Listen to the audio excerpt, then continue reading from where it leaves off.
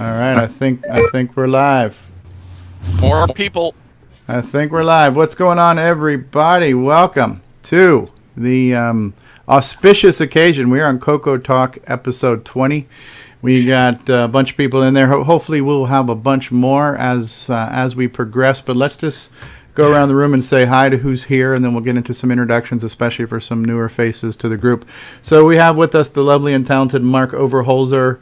We have David Ladd. We have Ron Delvaux. Is that how I pronounce your name, Ron? Delvaux. Delvaux. Whoa, yeah. All right. We have Richard Lorbieski. We have the madman himself, Simon Jonason, Richard Cavell, and Wayne Campbell. How you doing, everybody? Doing good. Great. Okay, and Glenn Hewlett is in the chat now. So Glenn says, I am here. And Nicole just stopped by the chat. So this is kind of a interesting landmark that I think we've reached here, because when we started CoCoTALK, it was a couple of weeks before CoCo Fest, and we were basically just talking about CoCo Fest, right? And so, you know, we had lots to talk about as we were excited for CoCo Fest. And Curtis Boyle has just joined us from the Great White North. How's it going, eh? Oh, not too bad. And from down under, how are you guys doing? Good, down under, Nick Marentes is with us. G'day, Nick. G'day, how are you? G'day. So yeah, I didn't expect that we would still be doing the show 20 weeks from now. I didn't expect it would be weekly. I figured after CoCo Fest maybe things would die down a little bit. The interest might wane. And for whatever reason, we have not run out of things to talk about for 20 weeks now. So I think that's definitely worth a round of applause. Yay. And so I thought it would be interesting for this week's show is rather than even try to have a topic, it's just going to be completely free form. I'd like this to be what we call the CoCo Community Chat, and we're just going to let anybody talk about anything they want to talk about. There's no agenda. There's no necessary topic. There is no prerequisites to be a member of this talk. There never has been, but I think some people think, well, only so-and-so get to be on the show. Not technically anybody's allowed to be on. We're just extending that official invitation. And if you're watching now, even though it is a little bit difficult, if you want to try to send me a Skype request, I will try to juggle you in the call, because I like complications and confusions in my life. It really makes me happy. But yeah, so CoCoTALK number 20. I'll switch over to a slide here real quick, right? So this one is CoCo Community Chat, calling all Coco Nuts. Join us in a live open forum discussion about the Tandy Color computer. And you must add me on Skype. Unfortunately, with Skype, when we have a group call, I can't just add you in if you're a stranger. You have to send me a friend request. I have to have you as a contact, and then I can bring you in. But yeah, so we're going to just talk about... Hey, I'm John. Crap.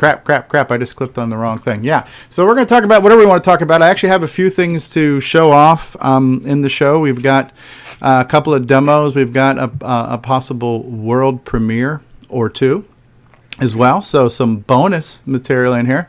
But yeah, 20 weeks. So a lot of you have been with me since day one. Curtis has been here. Nick, David, Mark Overholzer, almost from day one.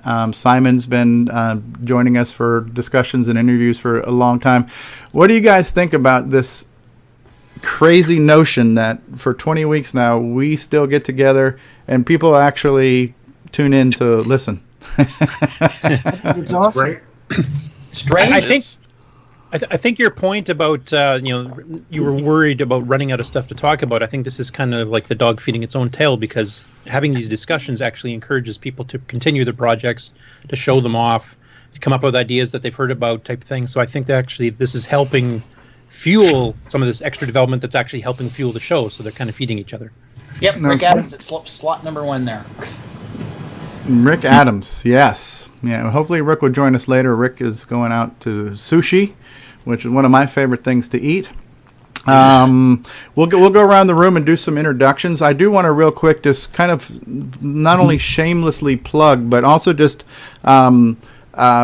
mention a kind of a promotional thing right now, because what Grant Leedy suggested was, he goes, hey, why don't you offer like a discount on your t-shirts? And I was like, well, that's a great idea, but I can't really control that t-shirt website. They have a promotion when they want to have a promotion. I can't just say, hey, can you do a promotion? The one thing I was able to do was I was able to do this, like on my DVDs. I can control the price of these because that's a website. I have control over the price. When it comes to the t-shirts, that cost is the cost. I can't reduce that cost, right? But what I've done since last week until today is if anybody wants to order either of my color computer gameplay DVDs, they are 50% off. They are only $5 each. And this one here, the CoCo Fest 26, it has 10 game videos that are not even on my YouTube channel. They are exclusive. But what I really want to do is I really want to show you something even more exclusive, and I'm not sure how good this is going to look when I stretch it out here, but I'm switching screens here for just a second. But what we have to unveil today is, well, number one, all of my retro swag is on sale for 20% off. It just so happened the website made that available to us. So the promotional god smiled upon us today. So there's a promo code where you can order any of the CoCo t-shirts. But here's the new t-shirt, and it's really grainy. So let me pull up an image where I can make it bigger and you can see it. Because you guys, for those of you who don't know, so all of my artwork is designed by Joel M. Adams, who happens to be the son of Rick Adams, creator of Temple of Ram, Shanghai, Bomb Threat, you name it.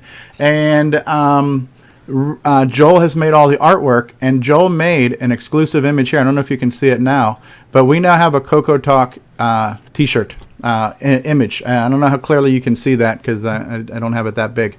But this CoCoTALK picture here, it's a picture of a CoCo sitting at a table with a microphone. He's got his thumbs up. He's holding a floppy disk.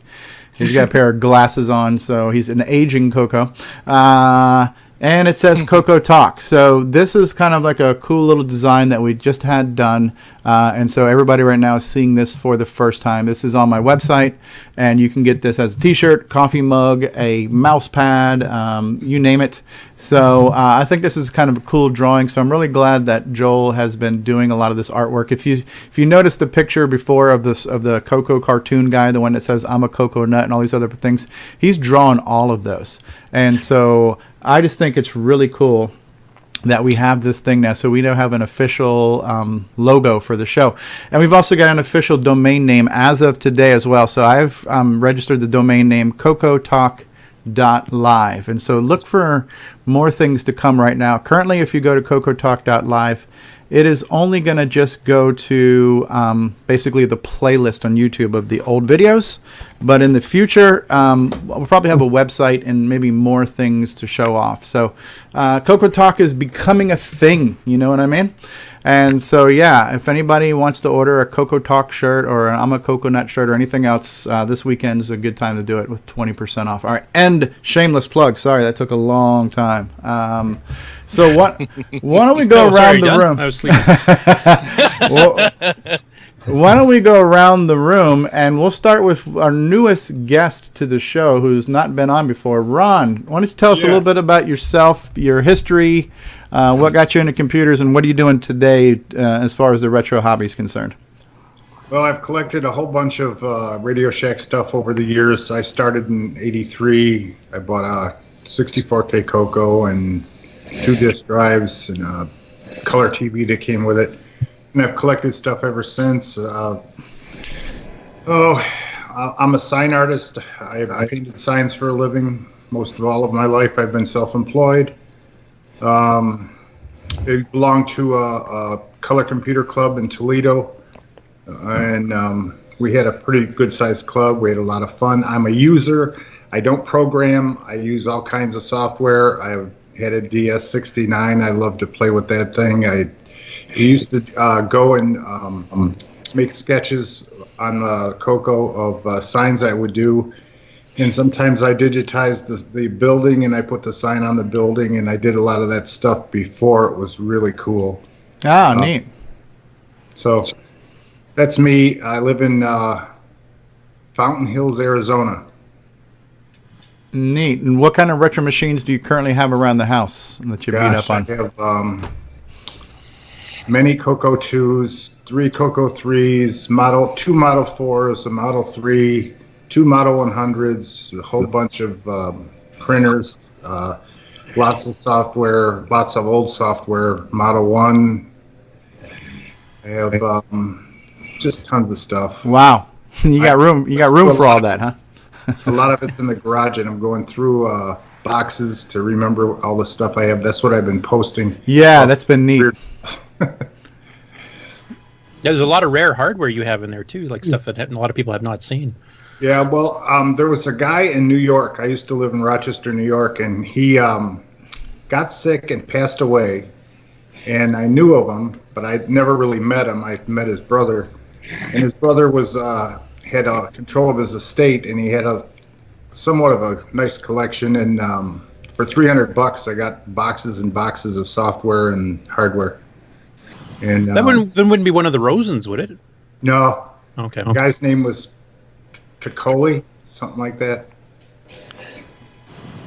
So anyway, Very cool, very cool.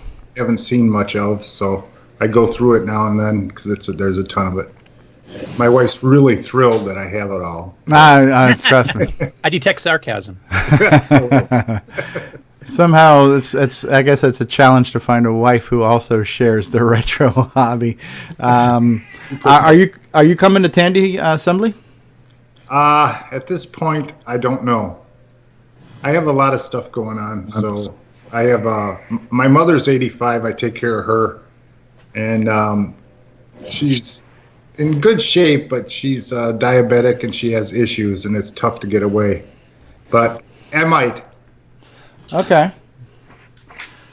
Well, good. It'd be great if. Hey, Neil Brookings is here. Neil Brookings is here. Gerard is here. Hey, what's going on, everybody? We got some more people joining us in chat. Don't forget to definitely, we'd like to have you join us in Skype if you can. This is the community episode. We want to hear from as many people in the community as possible. Another fairly new and fresh face that it's been on once or twice, but only briefly. But Wayne Campbell, how are you, sir? Doing good. We're delighted to have you as part of the program today. And if you want to maybe tell us a little bit about your history with vintage machines when they weren't vintage, including what are you doing with them today as a kind of a retro hobby? Well, my beginnings actually were not with a computer. They were more without. In high school, they had a new computer class, and it was a punch card machine. And they showed us a demonstration by taking a stack of punch cards that was about 2 feet tall, ran them through the machine, the sorter, and then ran them through the computer, and it printed out a picture of an actress's face. Oh, neat. Kind of like a dot matrix printer. Yeah. And I was watching Star Trek at the time, the original series, and I looked at the guy in the class and I said, give me a computer screen and a keyboard to type on and a way to store my data, and I'll call it a computer. And I walked out of the room. I really wasn't interested. So, that was in the late 60s.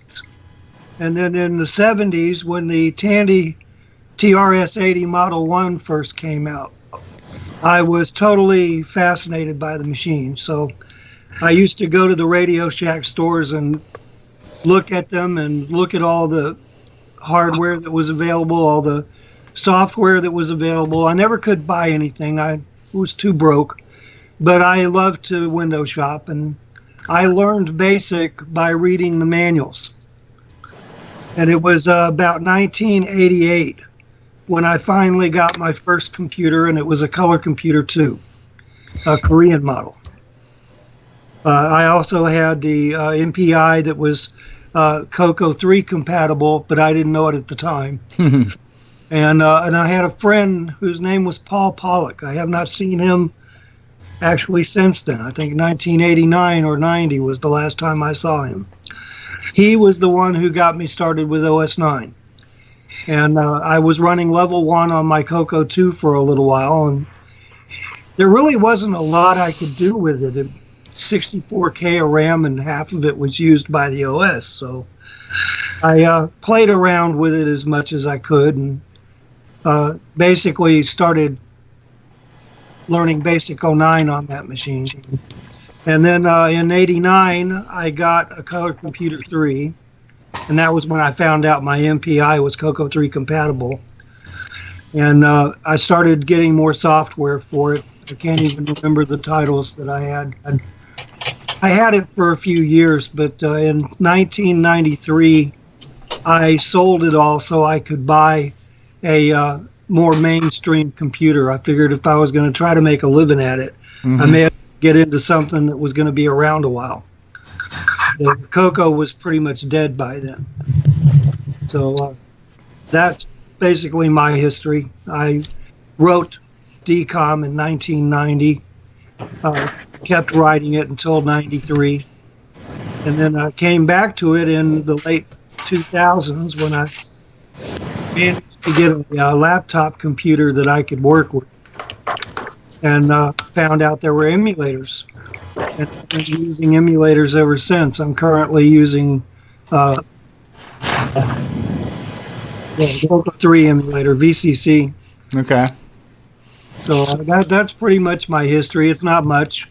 No, that's neat. That's neat. Well, we'd like to have you on sometime too when we can talk more about DCOM. I think I know enough to be dangerous about that, but that's the one where you can basically decompile a basic 09 thing that's already been Packed, yep. packed down. Yeah. Well, it's called decode these days, and basically it unpacks a packed iCode module. Okay. Yeah, so we'd love to talk about that sometime when we revisit OS 9 for our follow-up. Very cool. Well, we're glad to have you, and feel free to chime in at any time as we're discussing things. As Ron continues to go through his array of of retro wares there, and I was actually trying to ask him in chat here about what versions of some of that stuff he was showing. So yeah. Very cool stuff. Kind of a live history presentation of the CoCo. Yes. So anybody else want to chime in any particular order and tell us a little brief history of your past to your present retro hobby stuff? I think everybody's heard my history already, so I'm not going to... Oh, hold on one second. Well, let me see if I can add Richard. Richard says, well, I'm having trouble joining the Skype call, but I would like to say 10. Print, today is my 40th birthday. 20. Go to 10. Happy birthday. So today is Richard Cavell's birthday. Happy birthday, Richard. Happy 40 birthday, years. Richard. 40 years young. Happy birthday, Richard. That's awesome. Any birth announcements while we're at? Anybody just have a baby by any chance? Anybody expecting engagements, wedding anniversaries? I look like I'm expecting. I ate a baby. Richard Lorbieski says, I'm reburning several CoCo 2s with the composite boards. That's kind of cool. Neil Brookings. Now, is this the real Neil Brookings? Well, the real Neil Brookings, please stand up. I'm not sure if this is Neil Blanchard or somebody else has assumed his alter identity of Neil Brookings, but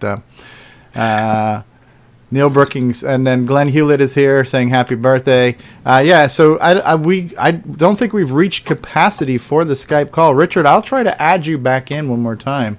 Not on this call, Richard. I'm going to try to pull you into the call. All right. So, okay, I'm sorry, Curtis, I cut you off. Start over. Oh, I'm just saying that, like, everybody's heard my story hundreds of times on the show already, so I'm not going to bore everybody by repeating it again. So, if you want to check out past episodes. Get those views up for Steve. Are there any current projects you're working on, or anything you can share with us, or is he still working on some top secret stuff, or? It's not top secret. I'm working on optimizing Rescue on Fractalus. I'm rewriting the 6809 code, and then after that is as optimized as I'm willing to spend the time on it, then I'll start optimizing for 609. It's already running about, I think, 20% faster, roughly, on a 6809. It's running about 40% faster on native 6309. But I'm on hold for a couple months here for work, so.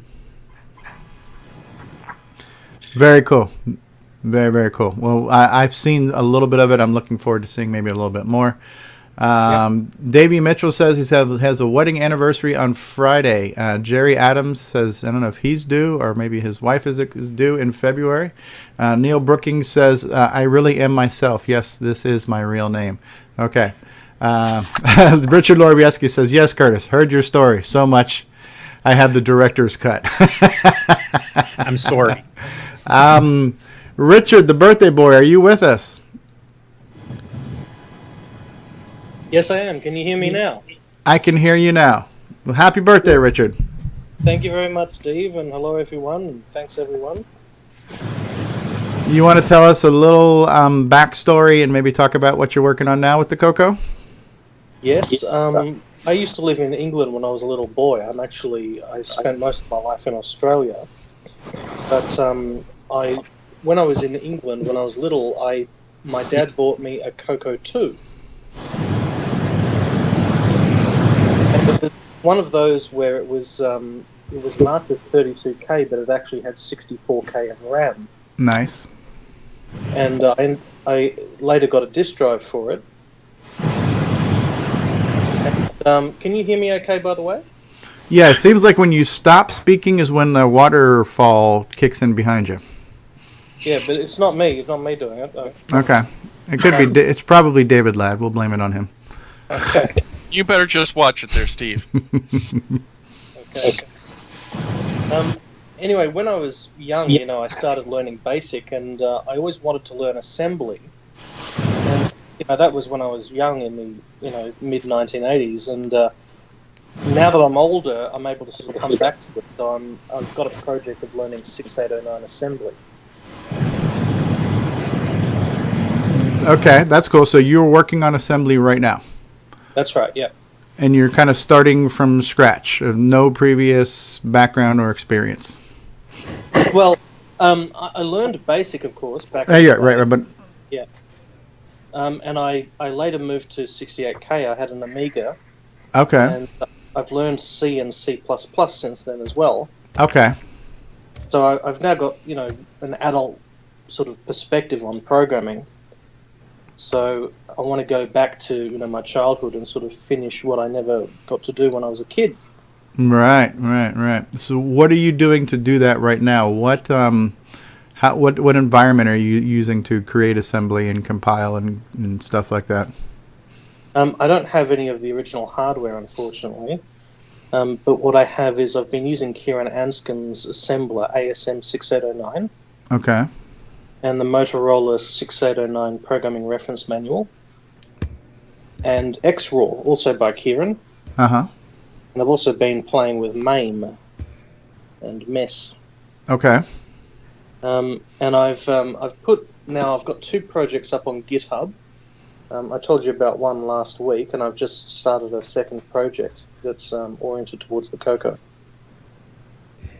Very cool, very cool. If you want to repost those links when you get a chance, feel free to do that as well. And maybe sometime in the future when we have an assembly talk, we can maybe get you in on that too to talk about that. I have just a slightly similar thing where I always wanted to learn assembly and never did. And I never even learned any additional languages. So the only language I really learned was BASIC. So hopefully in the near future, I also want to kind of start that voyage of discovery. So I don't think, there's a lot of people that I've asked if they ever want to come in and talk about things, and I've had a lot of people say, well, I'm not sure if I want to talk about it because, this is my first project, or I'm really not that experienced, or I'm not an expert. And honestly, I think that hearing it from a first-time point of view is probably more interesting to people like myself who don't do it, because you're not going to probably be talking too far over our head. And I think we're probably also going to kind of relate to where you are in the kind of beginning stages of your journey, So I know I'm definitely going to be interested in hearing some of the things you've discovered, hopefully in a few weeks from now when I start my assembly voyage too. So I just want to throw that out there to anybody, whatever you're doing, whether it's new or old or complicated or simple, or if it's your first project or whatever.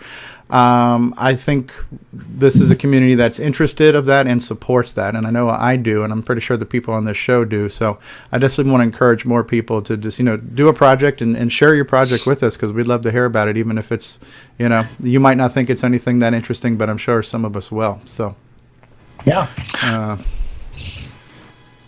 And who do we have on Facecam right now here for the first time? That's Karen. Hey, Karen. I've never seen your face before.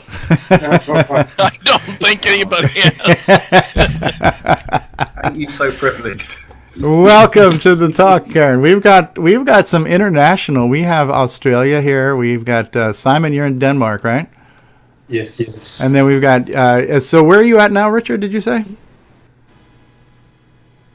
You said you were born in UK, but you're in Australia now too? Yep, sorry, I keep on muting my mic.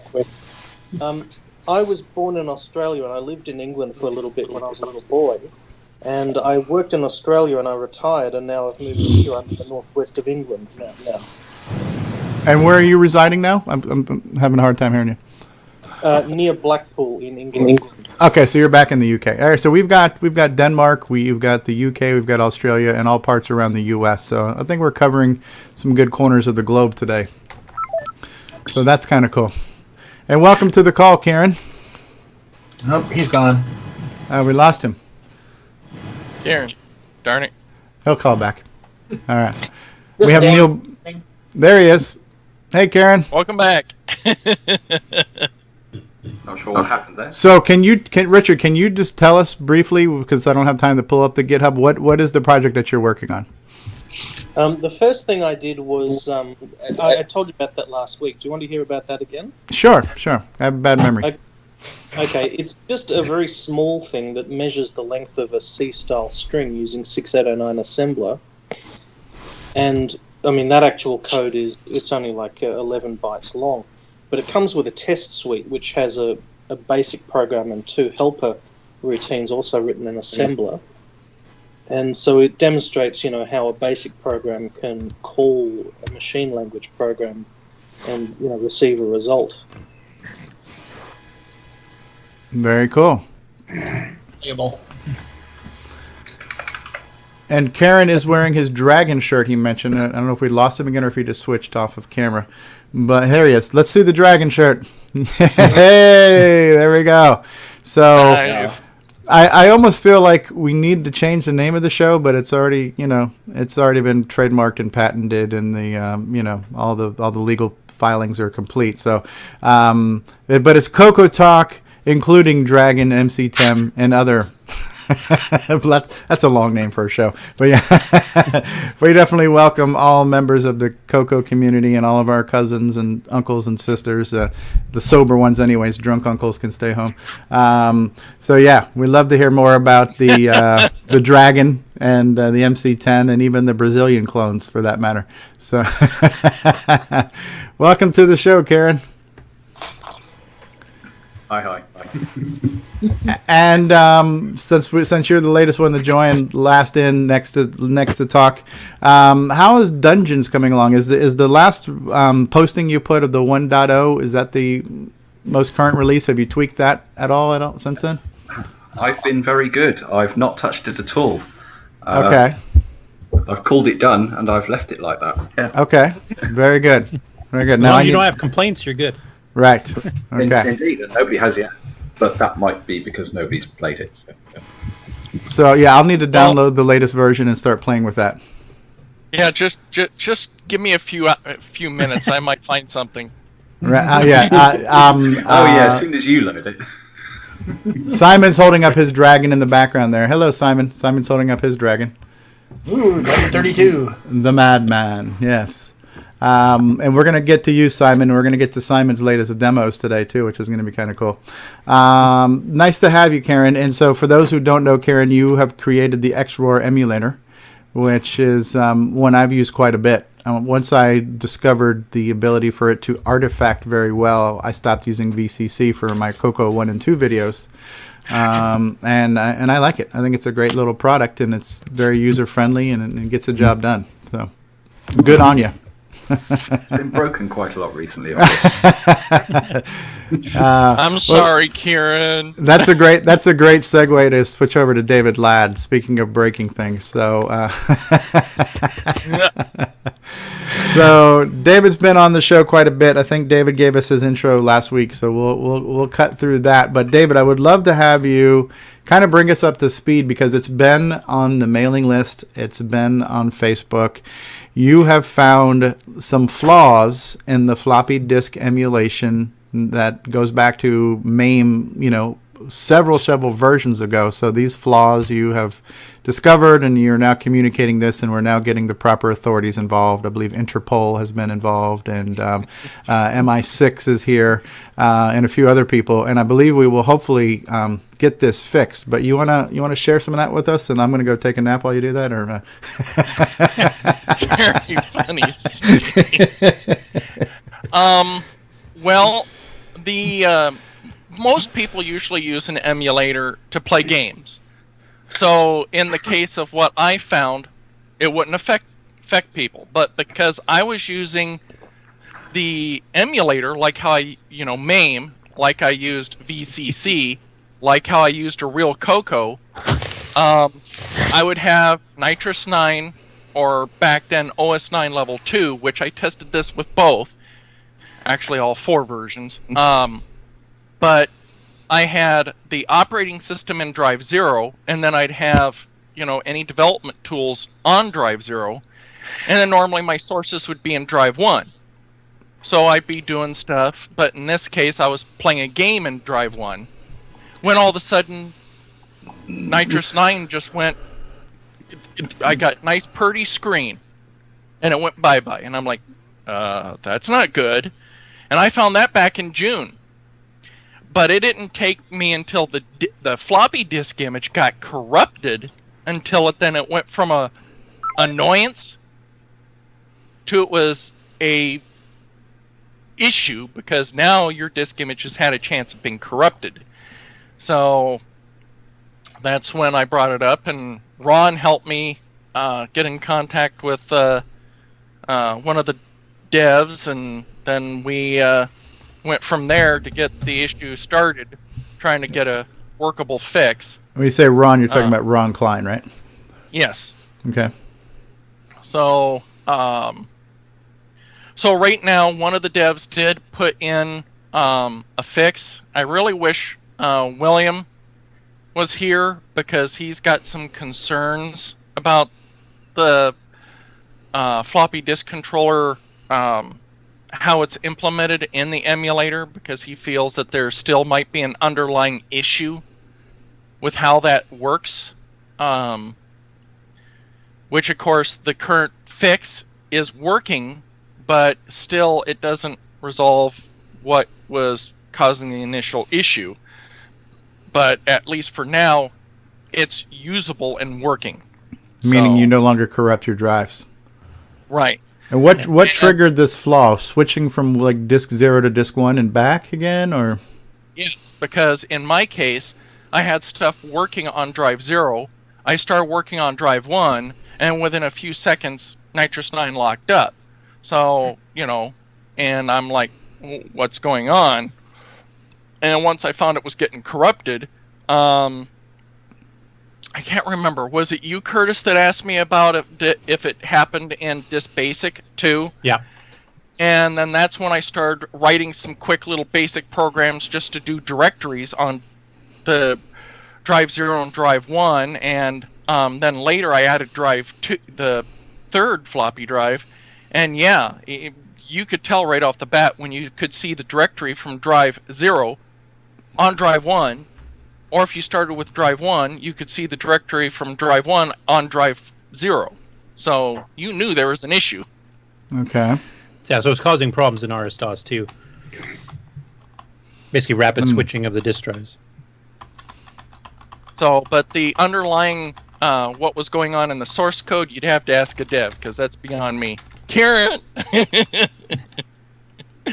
But yeah, that's, yeah.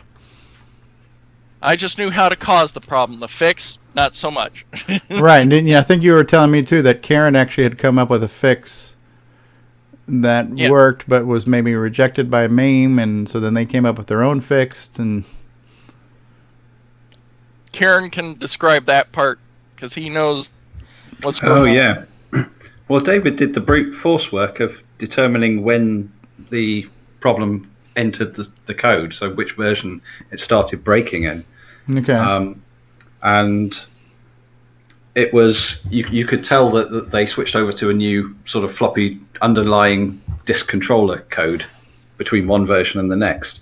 And it seems pretty obvious that what's breaking it was that they introduced a spin-up time to the drives. But the reason that was breaking it was because they also had a problem in the CoCo code, in that whenever you switch drives, it would turn the motor off for all the other ones. And so when it switched back to the other drive, the motor would then come on, and there'd be this spin-up time when the drive wasn't ready, and that's not how the real hardware behaves. The motor stays on for all drives all the time if the motor's on at all for real hardware. So while it's fixed, it's also a bit weird. This is what you were talking about. William Assel has concerns because all these things should be checking that the drive is ready before they do anything, and that signal should be there anyway, but it's still breaking, and so a bit strange. What we have as a workaround doesn't really feel like a fix. Okay. And now, is that floppy controller used by some of the other machines in emulation? Like, is this going to affect more than just the CoCo series? And yeah. If there is an underlying problem with the controller, then yes, it's used by quite a lot of things. It's the general Western Digital 17XX. Very interesting. So David has had a history with trying to do all types of floppy hack type things, where you've in the past talked about how you were trying to emulate some non-standard floppy configurations to mimic what could be done on real hardware that was used for both copy protection methods and all kinds of other hacky things that work on real hardware but didn't always work on an emulator. And I guess there's maybe people have different opinions about the importance or significance of that, but I guess at the end of the day, if an emulator is supposed to emulate hardware, it's not unreasonable to expect it to do what the real hardware does. And if it doesn't, then bring it to somebody's attention and to hopefully get that addressed. I don't think that's necessarily like complaining or trashing or anything like that. And sometimes there might be something that, and I've heard Simon mention this too, since Simon and Kieran are both here. Simon's mentioned he's done things in the past that have broken XRoar, because when people start to get a virtual machine to work like a real machine, you start to discover one little component of the system that maybe wasn't accounted for or replicated properly. So I guess in a way it's kind of a good thing if you can find these things and address them. And it's even better that there are people out there who are able to and willing to do that for us, Yeah. I have a question. Kieran, you said that the floppy disk controller code in MAME is used by more than one machine. Do other machines also leave the drive motors on? I have no idea. Abstract enough that can be per architecture. You have to look at each one. So I'd say that the MAME developers have written a standard driver, and in most cases, other computers just don't leave the drives on. Being a generic piece of code being used by multiple emulators, it's finding a problem in the CoCo, which wants the drive motors on, like you say. Maybe it's only a problem on the CoCo than so much other computers. I would be surprised, Nick, if that's the case, though, because there's an advantage to leaving all the motors on. If you're copying between disks, you don't have to wait for the spin-up for every single drive, so it actually speeds up your I/O. So I don't see why other computers would have made it purposely slow. And here's the other thing to that same question, is that the Western Digital controller chips, when you're reading data from the floppy, if the motor is off, but yet you still have the drive selected and you try to read from it, the chip is supposed to time out saying it couldn't get any data from the drive in a certain allowed time. And in this particular case, doing a directory from 0 to 1, we're getting the previous drive instead of it going, what you would have expected, some error message. Like I/O error or something like that, right? Which I guess Kieran would have to either confirm or deny my statement in that. But if the motor was off or it wasn't spun up in time to read the drive, it should have errored out, in my opinion. Yeah, it should have reported the ready state. The emulated machine should have pulled that, and should then not have gone on to issue a read sector command, but it did get that far. So something's wrong. Maybe it is, but the CoCo, since it's so used to having the drive motors on, assumes it's already spun up. So, Nick, are you asking, is the question a problem with the controller code or with the drive code? Is that what you're trying to get to? Yeah, I'm just thinking that maybe it's so much that the driver in MAME may be working, but the CoCo is expecting, because I know Tandy did have a funny system as far as selecting drives, and maybe that's not what's being taken into account in MAME. They're just trying to use it, by the book, so to say. But the CoCo, didn't do things by the book in reference to turning drive motors on and off. The TRS-80 Model 1 did the same thing. So, anyway. Yeah, I know they use the side select line to do your drive 4 selection, which limited you to single-sided drives if you did that. But anyway. It's an interesting development. It'll be interesting to see how it finally all pans out. And so, David Ladd just may go down in history as the guy who found the bug, the bug that broke 1,000 CoCos in May. So. Thanks a lot, Steve. I'm sure Karen already hates me already. David's kind of the emulator version of Stevie's collision detection for games. No, that's cool though. It's been interesting to kind of hear this kind of unfold. And so Richard was asking before, do we have somebody in the community do we have a community MAME contact?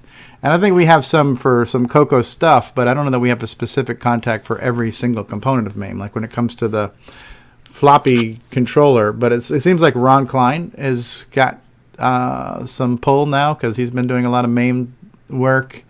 Who else was Tim Lindner? Is it Eric Gaverluck in our CoCo group that has kind of his own fork of it as well?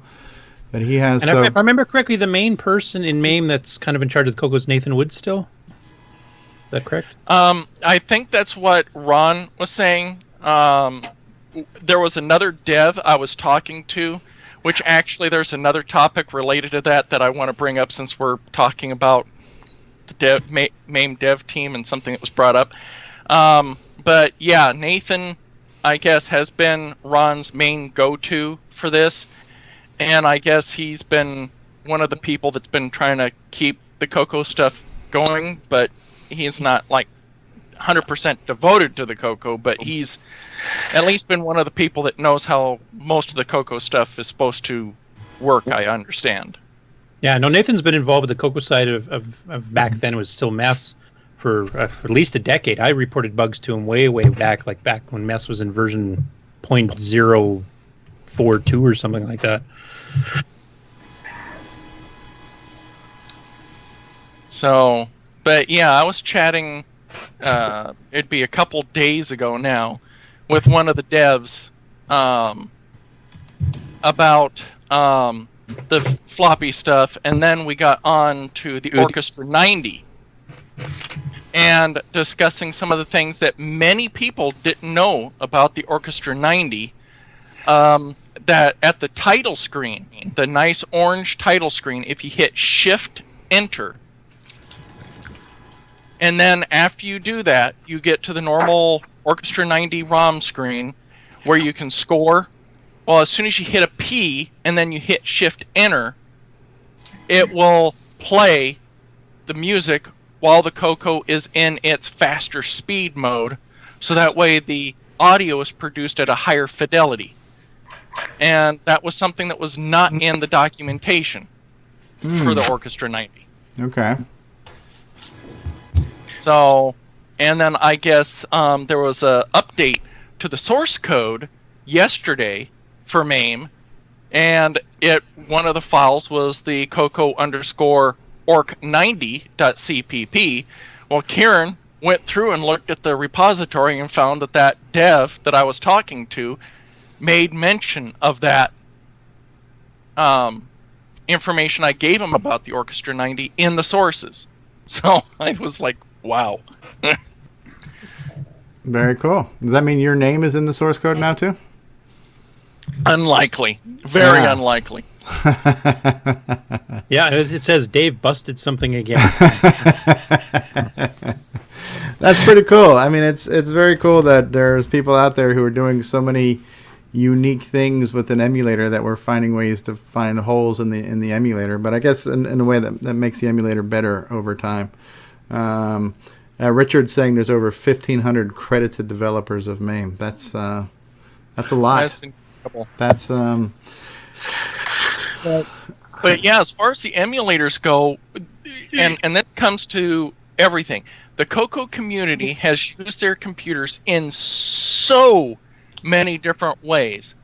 It's hard to account for every possible combination of use scenarios that could push the hardware. So that's kind of like Microsoft trying to develop Windows. You know, there's so many different hardware platforms that Windows can run on. It's almost impossible to have it tested with every combination of every system and peripheral and component. I guess kind of a similar thing here. There's so many things that can be done with the system. We just can't test it all. But I mean, I guess the good thing is that as they're addressed, we can get them worked on. Unlike VCC at the moment, if there's a problem, you live with it. Whereas at least with XROAR and MAME, if there's a problem, they'll solve it. So I guess that's a good thing. Time permitting, of course. So. Yeah, that darn real life keeps getting in the way. Yeah. Now that's definitely interesting. So who have we not heard from so far? Richard Lorbieski, you want to give us a little brief mini bio on your past, present, and future? Oh, can you hear me now? I can hear you now. Oh, okay, great. Yeah, because I had my mic mute. Anyway, I had started with the CoCo, I guess, the adventure with Tandy when I was hired at Tandy Computer Assembly in San Antonio. I had worked as a tech, and then I moved up, promoted all the way up to repair manager. I left there about 86, and from there I was basically, I really enjoyed using the CoCo for a while. To about 93, I sold everything off and went into the MS-DOS world and I had a computer store. I had an ISP, and I've been kind of inactive with the CoCo community for probably about 20 years, and it was recently, about a year ago, that I got back into it. And currently I'm working at a automation place that restores and repairs industrial controllers. And I also have a side business on eBay, and I enjoy what I'm working on is restoring old computers and putting them back to life and putting them back, try to get them to the original condition. And I also sell the 6309 processors. And I am also a sponsor at Tandy Assembly, and I'll be there in October. Excellent. Does that mean you'll be doing 609 upgrades for people that request them at the show? Yes, I'm going to drive up there, so I'll bring up all my equipment up there. So I'll do it while people are there. So like even on a CoCo 3, you're going to do a complete brain transplant? I can do that. Wow. And Ron's holding up all kinds of processors there. We got some Intel 386 processors at the wazoo there. That's great. Well, we definitely appreciate having you on the calls, Richard. It just blows my mind like my whole journey, which is probably similar to many. While some of you have probably never technically left the community or left the CoCo, I don't think my story is that much uncommon. Where you move on to other things in your life, and then at some point in time you kind of revisit and reacquaint yourself with that thing. And so for me, it's been about 2 years. It's kind of starting with YouTube, and in those 2 years, the things that I have learned about the CoCo that I didn't know when the CoCo was new, the things I've learned about all the new projects, hardware and software, and most importantly, the whole concept of a retro community, and especially the CoCo community, these were just concepts that were very foreign to me, that I couldn't even have imagined. But it has been really cool. So, you mentioned you're back into it for a year now, and you're definitely, it's great having you. It's great having everybody here in this call. The fact that we're able to have this call, that we're doing this call, and that there's people who get together to talk, and there's people who watch us live and view it later. It's really cool. It's kind of, I'm not sure if it's validating, but it's definitely, what's the word I'm looking for here? It's satisfying, if nothing else, that, there's something you enjoy and that other people enjoy it at a similar level that you do. There's a level of fulfillment to that, I think. And that's one of the things I have experienced in like my 2-ish years of, kind of being on this journey of rediscovering the CoCo, being part of a community, and still learning every day, every week, learning new things about, this system. It's been really, really cool. Who else have we not talked to right now? We're going to save you for last, Simon, because when we talk to you, we're going to go ahead and jump in and look at your demos. How about Nick Morentis, the Thunder from Down Under? How are you, sir? Hey, g'day. Not too bad.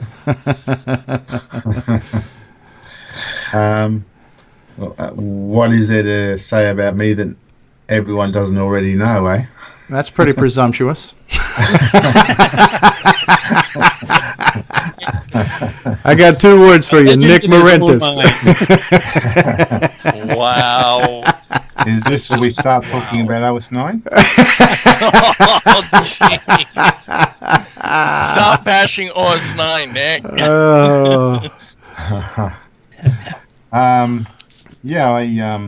I started on the TRS-80 Model 1 in way back in 1980. First thing I pretty well started doing there was to learn how to program it, and my goal was to write games and become a millionaire. But half of it. How's that working? It's an ongoing project. It's a million stretch over 50 years, apparently. So millions of hours. I don't know about the dollars, but so I started on the TRS-80 Model 1. Wrote about 6 games, commercial grade games. Didn't make much money on it because it was a sort of thing back then where there was no internet. It was very hard to tell people about the programs, and I just relied on selling the programs at user groups. So for a kid in high school, it was pocket money. After the CoCo, after the TRS-80 Model 1, I jumped across to the Color Computer. I think it was a Color Computer 1 I bought first, and later a Color Computer 2.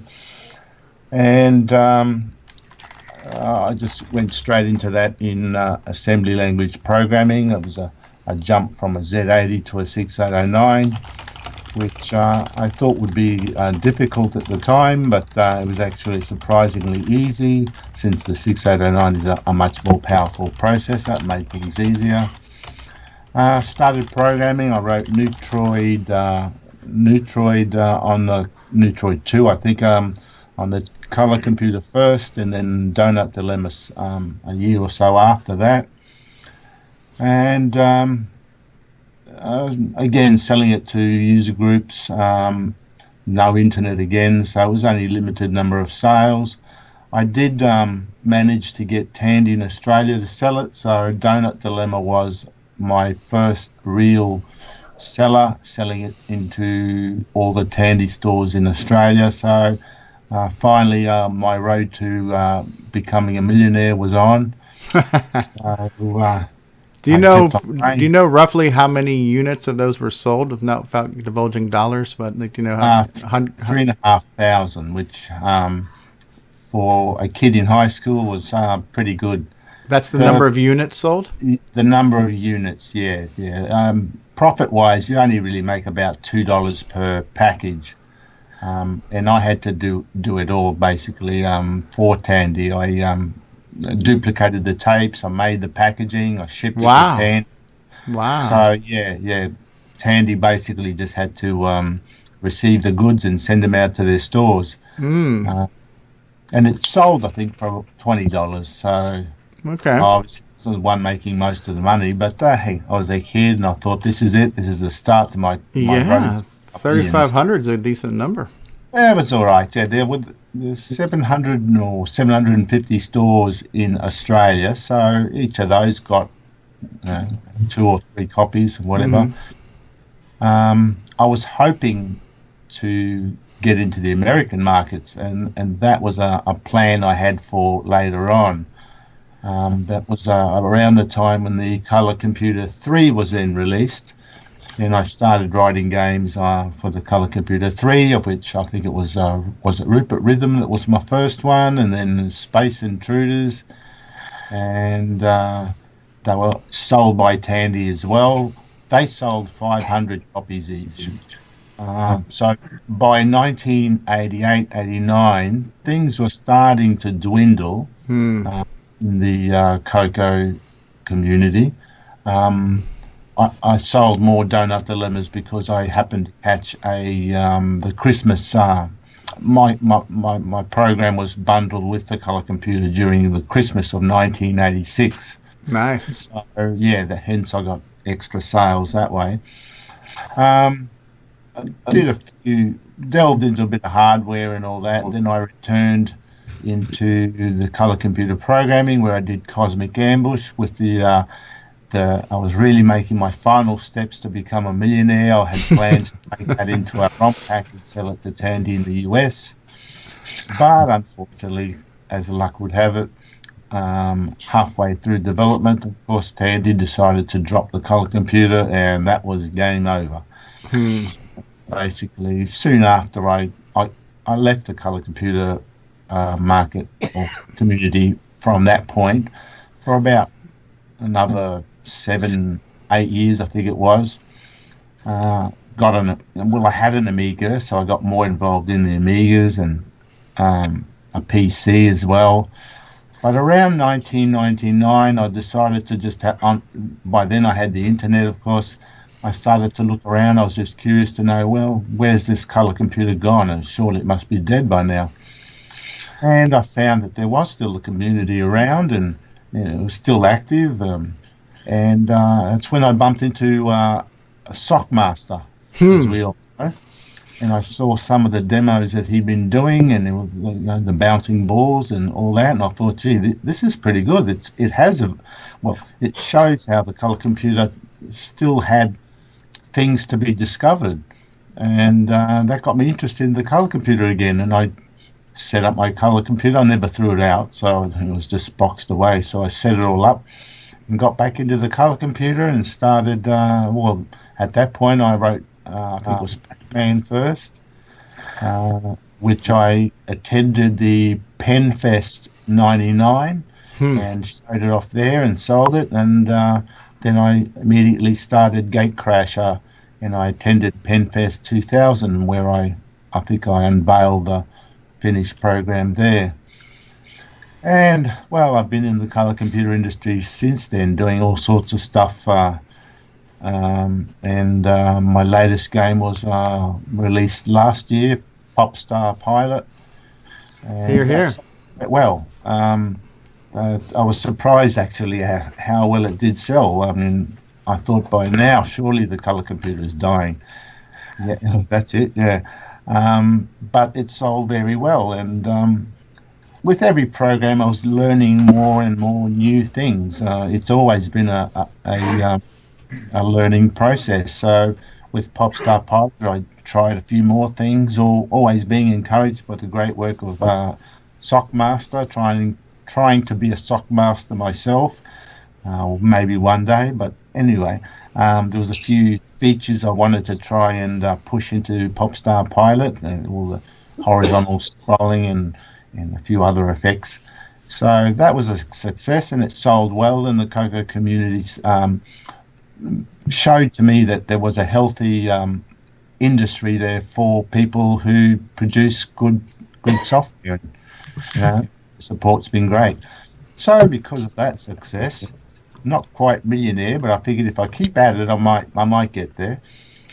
So I've started another game called Gunstar, which I have a blog page up for, and I'm still working on that.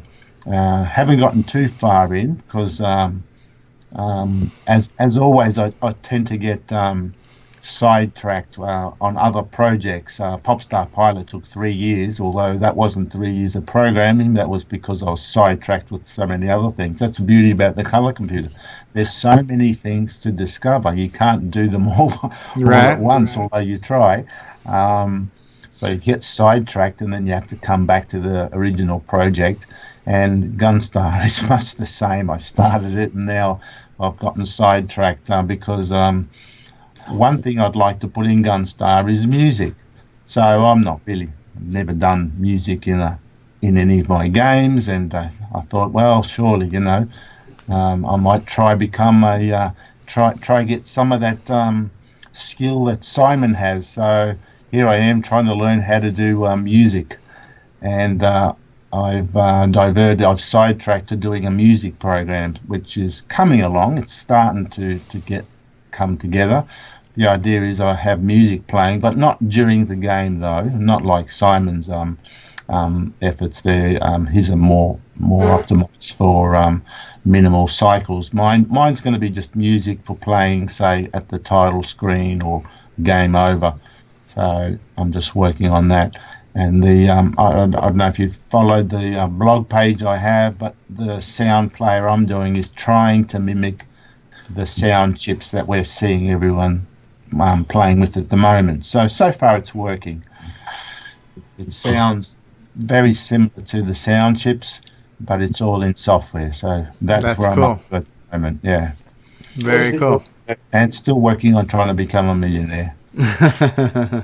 What is it you're emulating, Nick? Is it the SN chip or is it the AY chip? The one I'm just taking the basic architecture of those chips, which is 3 voices, a noise channel, and all the ADSR functions. I've mimicked that sort of hardware. It's not register compatible with the chips. I'm just trying to make it a work alike. Okay, I think Kieran could probably chime in there actually. Yep, go. Well, Sorry, what now? Michael Brandt in the chat was wanting to know, is Popstar Pilot ever going to have an OS 9 version? That's a slideshow presentation version. Yeah, not likely. Nick's going to get right on that. If we get a sound card driver, he might attempt a game maybe under Nitrous 9, but it wouldn't be Popstar. No. Tic-tac-toe, I think what I heard. I think everyone knows that I'm pretty anti-OS 9 when it comes to not that I hate it. Not that I'm not saying that it's a rubbish OS. It just doesn't suit the type of stuff that I do. Good stuff. Well, Simon just stepped out. So when Simon comes back, we'll get Simon. So Mark Overholzer, we did hear from you last week, but do you want to just tell us like what's going on with you right now, and as far as any projects or what kind of retro hardware you're tinkering with? Sure, I'll keep it real short. So I'm new to the CoCo realm. I got one like 5 years ago with Apple IIe Platinum, and it came with a brand new inbox, CoCo 3. Yeah, what am I going to do with that? Ooh, it's got a 6809. Now that's something different. So I decided to keep it. Since then, I've gotten 2 more CoCo 2s and a CoCo 1. But anyway, my thing is like I'd like to network games. I'm thinking about networking games. So I'm trying to work on networking stuff for the CoCo. Got some solutions for the Apple. And I want to make multiplayer stuff. That could be text adventure or graphic or whatever. So I'm getting that direction slowly. So anyway, that's very cool. That would be of interest to me at some point in time too. So yeah, maybe when you're ready and I have a game that I'm working on, we can combine those 2 efforts. That would be great. That's my idea, is to try to loop it into everything. Build, make a library that would allow people to take their game and make it multiplayer and just not local on the one machine, but networked. Yeah. One of the most recent blog postings, I don't know if you guys read John Linville's blog post, but he's talking about how we can put a color computer basic program on a ROM cartridge. And so you basically save out the basic program as basically a binary file. You figure out where it is in memory, you save it out, you put a little loader in front of that, you stick all that in the ROM, and when it boots up, it kind of loads it back in and automatically runs it for you. So it seems like there's even a working solution to put BASIC on a cartridge. So as everybody in the community is working on different bits and pieces, it's going to be kind of nice to see some certain people assemble those things. So the fact that we have the injection molded cartridges for those who want to put a product on a cartridge, you don't have to invent that wheel. You know what I mean? It's already there. For somebody who wants to make a network platformed application at some point in time, hopefully you'll have that solution, much like we have DriveWire and we have other things. So it's really nice when people are working on these little projects that become kind of components that we can all use to assemble for future projects. It's pretty cool. That's the idea. Yeah. Very, very cool. And so that's what's really what I find interesting, is that you have some people who are just really good at software. You've got some people who are really good at hardware. And then you've got some that are kind of both. When you have like somebody like Ed Snyder, who not only does he make some hardware, but he's writing the media players for him. And, like John Linville develops hardware and software. So it's interesting.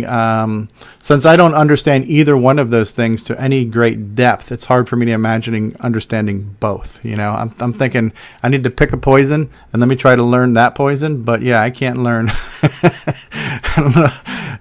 I would imagine that understanding hardware helps writing software and vice versa. I understand. I would imagine that having some parallel understandings would help both areas. Yes.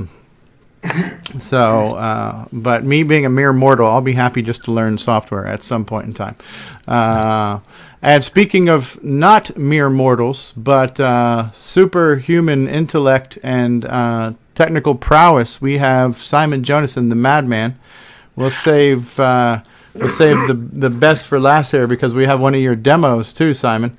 So do you want to give us a little mini history of what you've done in the past and kind of what you're banging on right now currently? I could do, yeah. What did I do?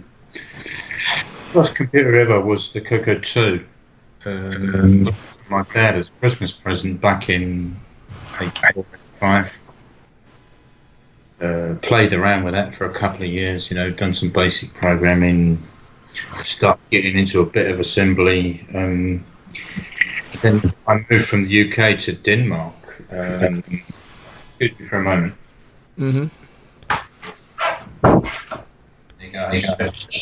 So I didn't disturb the family.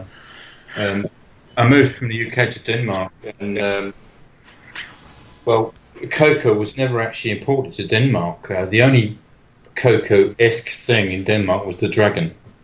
Okay.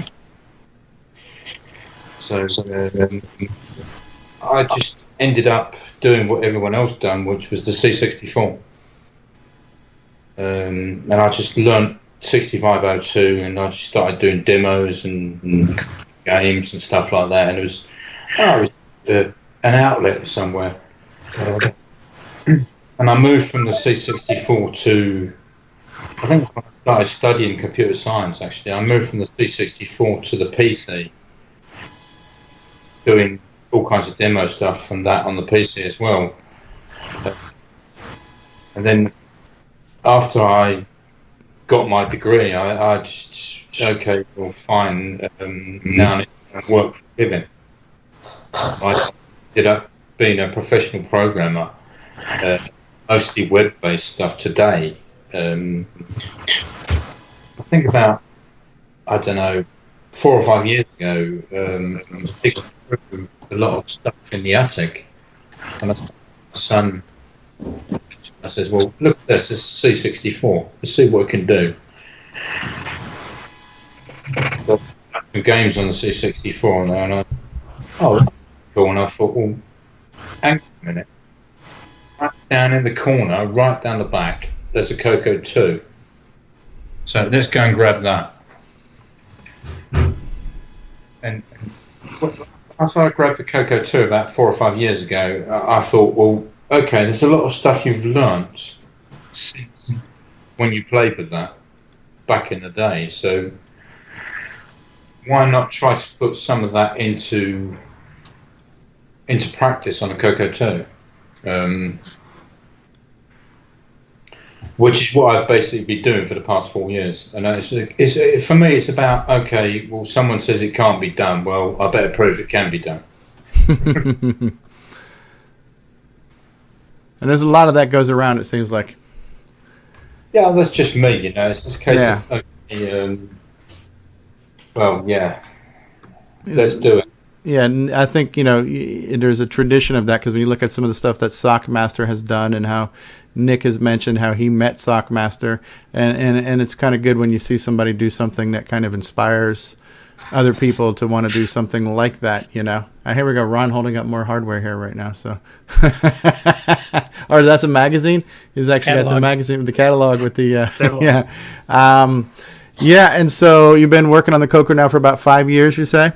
And there's been a number of demos that you've shown us and little projects and things you've done. But one of the things that I would like to show, with your permission, because we've actually discussed this ahead of the show, but I want to show off, you had just posted a video to Facebook showing off a work in progress where you're doing some three-dimensional vectors on the CoCo 2 and some animation and stuff. So can I go ahead and switch over, and you can tell me which one of these things I should load up here?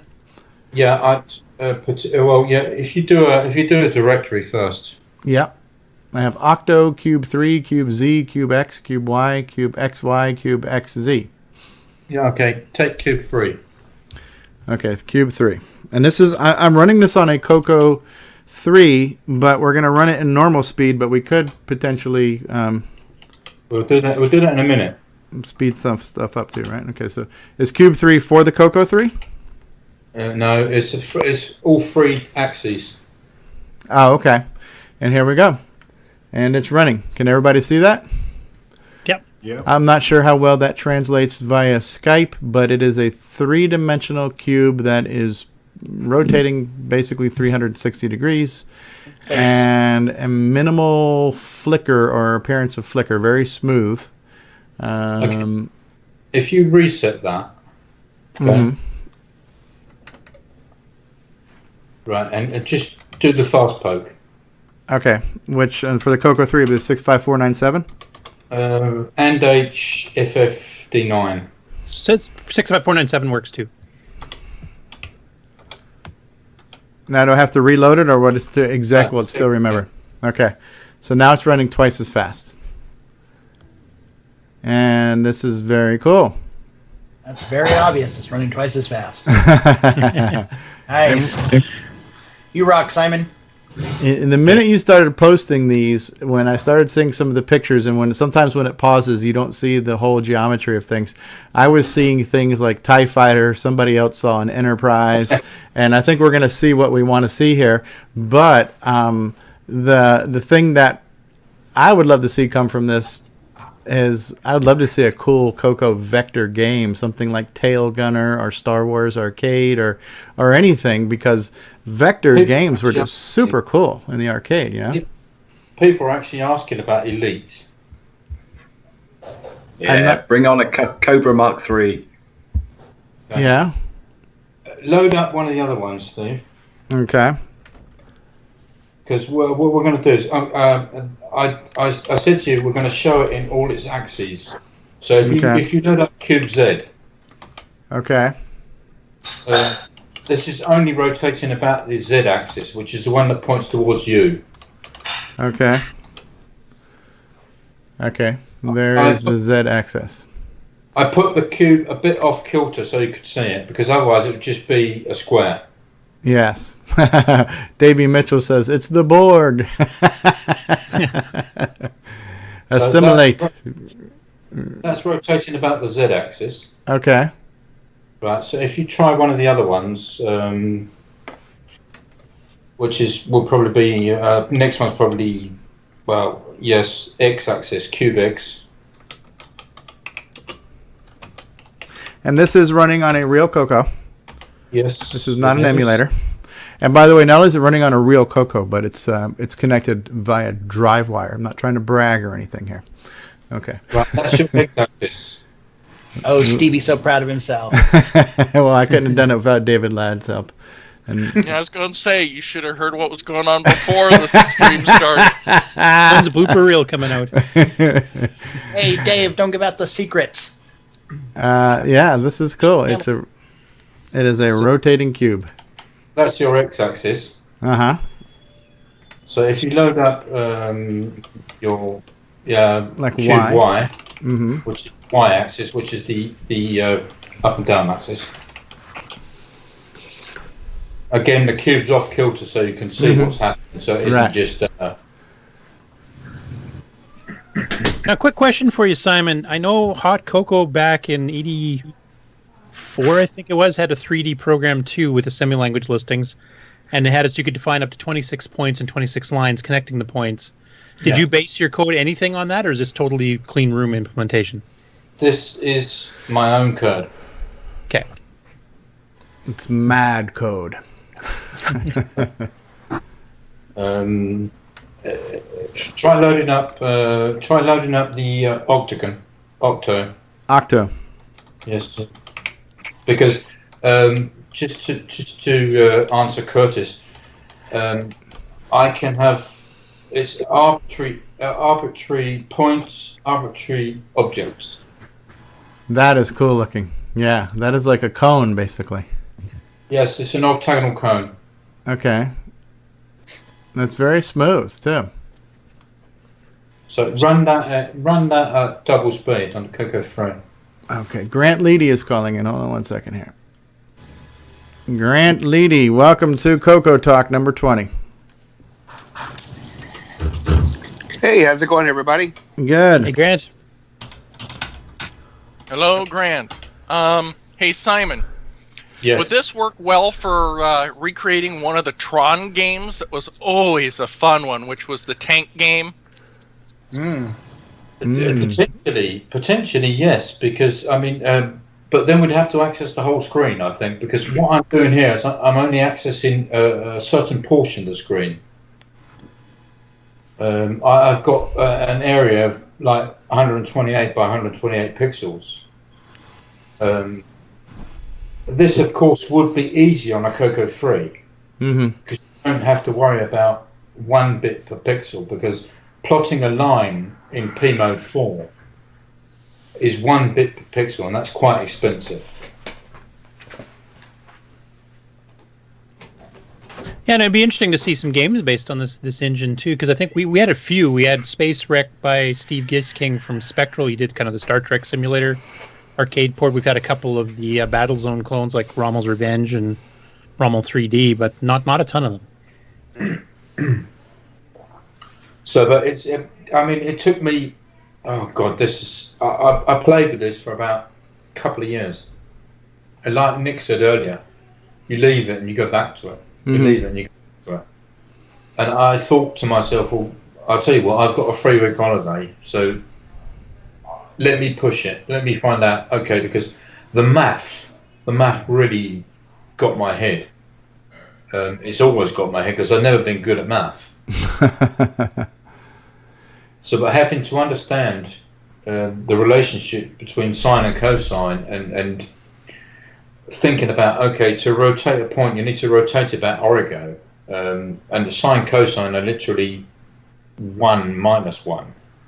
It just goes from 1 to -1 in 360 steps if you're doing degrees, or 8 radians, you know.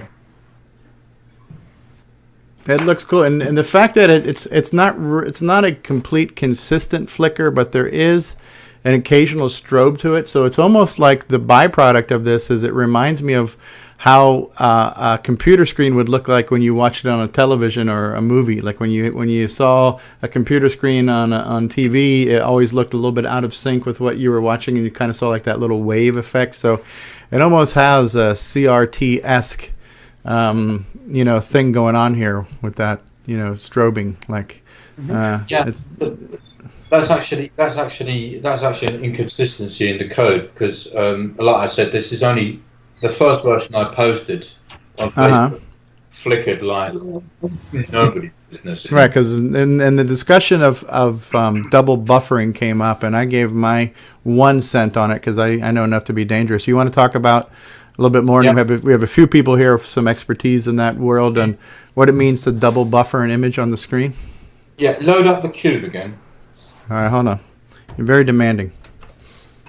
Yes, I have to be demanding, can I? Cube 3? No, Cube XZ, actually. Why didn't you make a menu program to run these instead of having Steve do all this typing?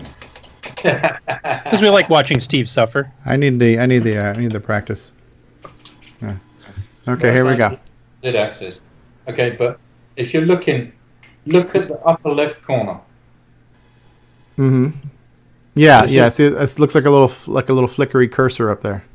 Pixels blinky. Yeah. That's because it's double buffered and it's only on one screen. Ah. But I have a timing problem right now. Well, It's double buffered. Explain double buffering for an idiot like me. Well, okay, because it takes too much processing time. Because given the CoCo has, let's just talk about it from a television perspective. We've got 262 scan lines, which is from the right from the upper left of the border to the bottom border is 262 scan lines total. The area you can see is 192 scan lines, and you have got 57 CPU cycles per scan line. So if you're doing something that's going to take more than a whole screen to complete, if we say 262 scan lines of 57 cycles, this is what I don't have a calculator on me, but it's some 16,000 cycles or something for a screen. If your routine is slower than that, it's going to flicker. Okay. So what you do is, you actually draw the thing twice, but in two different screen areas. So this is drawing something at location hex 1000, and then at location hex 3000. Okay. And between each frame, it's I'm showing you the graphics at 1000, and I'm now drawing at 3000. And then I'm showing you the graphics at 3000, and I'm deleting the graphics at 1000 and redrawing. You basically never show the screen that you're drawing on. You're always drawing on the invisible screen and then switching. Exactly. So to use a basic, because I understand basic, it'd be like switching screen modes from one screen to the other, and you're drawing on the other screen, and similar to what I would do in basic with a P copy, but rather than doing a P copy, you're just switching screens and showing us a new screen, then you redraw it on the other one, and you switch back and you show the other screen. Yes. It's kind of like page flipping, but not page copying. It's page flipping. I don't want to copy. I don't want to copy a screen because this is real time. Right, it's going to slow it down more. So what I do, instead of deleting a whole screen, which some people do, because then if you wanted to have graphics over the whole screen, you probably would delete the whole screen. But I just delete the area in which the cube is plotted in. And to change the page is literally flipping one value. On the CoCo 3, this would be a lot easier and a lot faster. Okay. Well, it is on a CoCo 3, but you mean with the poke, or if you did it in using CoCo 3 graphics modes instead, or? If I did it CoCo 3 specific. Okay. You've got 4 bits per pixel, so it gets easier. You don't have to you don't have to fiddle about as much, and flipping the page. Well, you can do that in many different ways. I mean, you can use the offset registers, or you can even use the MMU registers, switching between task 0 and task 1. Okay. Yeah, Sockmaster said the actual reason it's flickering is because when you tell the VDG to switch screens, the VDG does not immediately switch screens. It has to complete displaying the current screen before switching. So maybe some of that's a limitation of the actual hardware, huh? Well, I had a discussion with Sock about this earlier, so it's something. It's a work in progress, like I said. But this is, like you said on Facebook the other day, for a first pass. Yeah, it's really nice. But this is second pass, so it's not really optimized as such. But it's cool. It's very cool, and it's been one of the topics this week on Facebook. So I think we've definitely addressed one of the other topics, which was the whole floppy thing, and then this came up on Facebook as another pretty cool thing. So yeah, that's cool. Thanks for sharing that with us. And I'm looking forward to seeing newer versions of that. Stevie, I just sent you a link in the Skype chat there to the Hot Cocoa article I was mentioning that actually is kind of the same thing. If you go to page 108. Okay. Yeah, you're going to have to bear with me as that page loads up. Certainly will do. All right. And then I wish Bruce, I don't know if Bruce is going to join us, but after we do this, I do want to show you guys the world premiere of Bruce Moore's Forrest of Doom teaser trailer video. What page are we looking for now, Curtis? Page 108. Hey, Simon, are you going to post your code at some point, or are these just examples? Steve's got the code. Okay, I'm trying to do this in the browser, and it's not fricking working, Curtis. Hold on one second here. 03, what page? 108, you say? Yeah, 108. 10 All right. Here it comes. All right, so let me switch over because nobody else can see that just yet. So hold on one second. I'm going to switch over to screen share where you guys can see that. Okay, so here's an issue of Hot Cocoa magazine that is getting into drawing some of the stuff out here. So where does it start? You say starting on page 108? Yeah, you're on 110 right now. So yeah, go back up a couple pages. 108. Okay. Displaying moving graphics. Okay, so here's the article from Hot Cocoa magazine, volume 1, number 3, August of 1983. It says you can create three-dimensional objects and manipulate them in space using this amazing program. You need 32K of RAM, extended color basic, and an editor/assembler to do this. And then I guess it's getting into some of the math part of this, which is what Simon said was making his head explode. Your color computer. Okay, that's a commercial. That's a commercial. Another advert, huh? Which game is Where's this? Mike Rowan when you need him? All right. But yeah, I remember fiddling with this program because you could define points in space. You define the lines that connect them, and then what X, Y, and Z coordinates they're at. Mm-hmm. But then you actually had the keys. You could rotate on the axes like Simon's doing under the keyboard control, and you could also zoom in and out. You could scale it. Ah, neat. So here's some screenshots. That's showing that little diamond shape there. They did that as an example. Neat. And I still have it kicking around. I have designed a few little things. I drew little spaceships and stuff.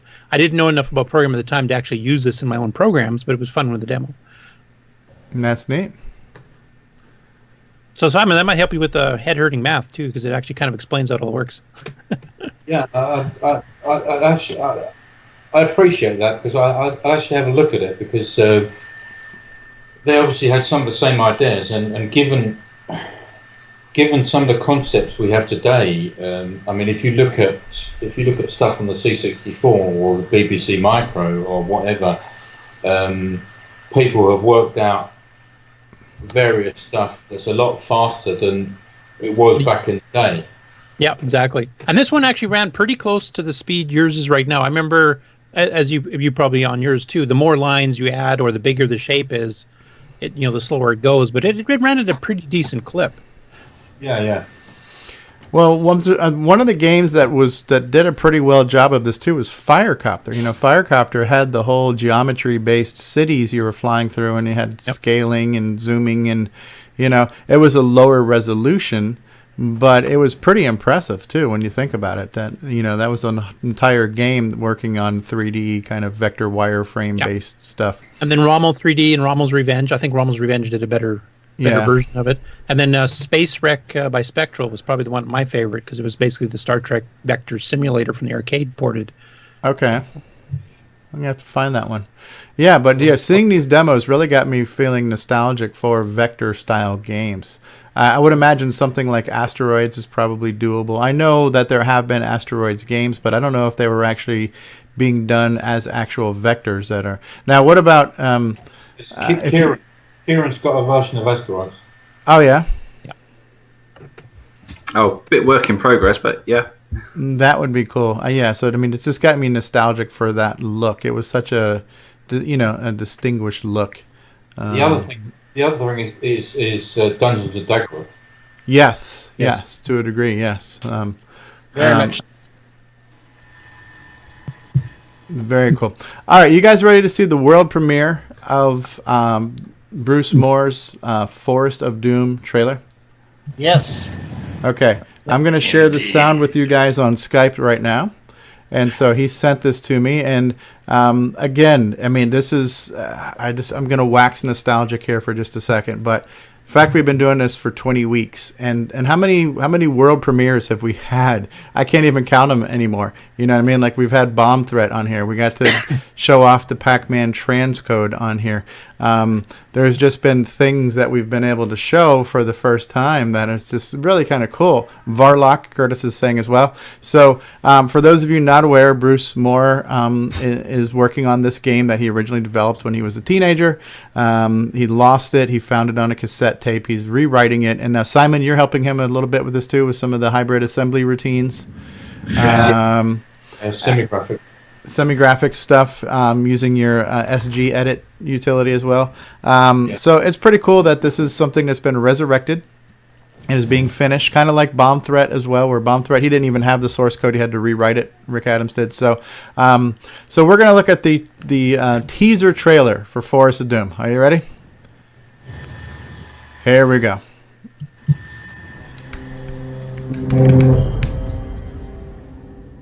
Are you ready?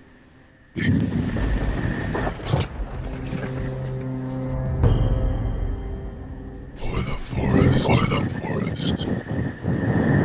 of doom.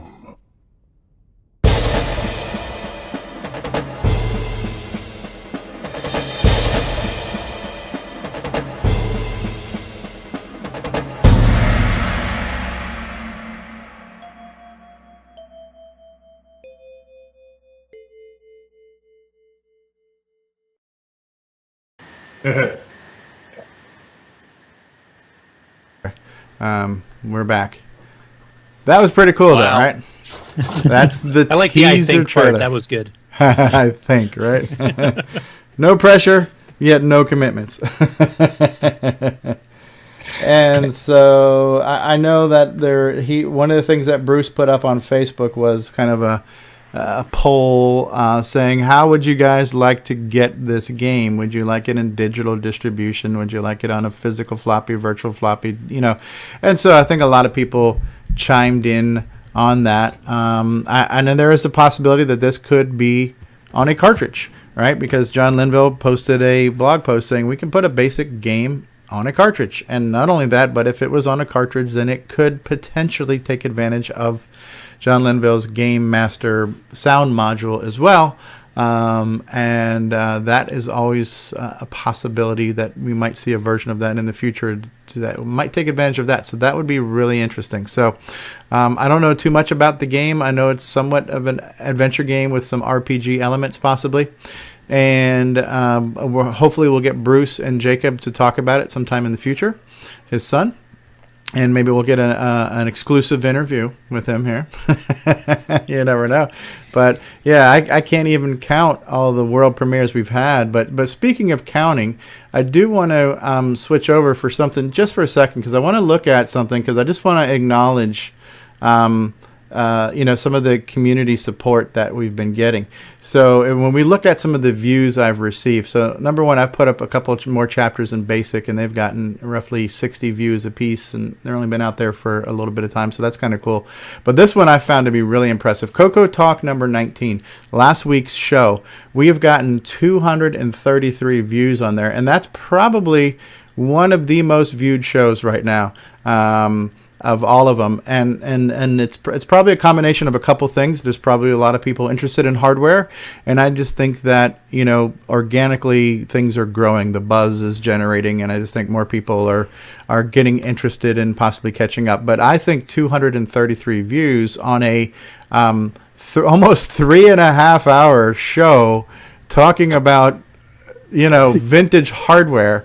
I just want to say thank you, and I'm sorry to all 233 of you, because that's a lot. Does it track how many times each viewer nodded off during the 3.5 hours? I don't know that we had life alert monitors connected to them or not. So, Dungeon Raid has gotten go ahead, Mark.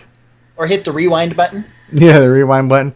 So Dungeon Raid, pretty good, 133 views. That's my most recent CoCo video. Bedlam has really surprised me, 209 views on Bedlam on a text adventure. So yeah, apparently there is a market for obscure, long-form, seemingly uninteresting content.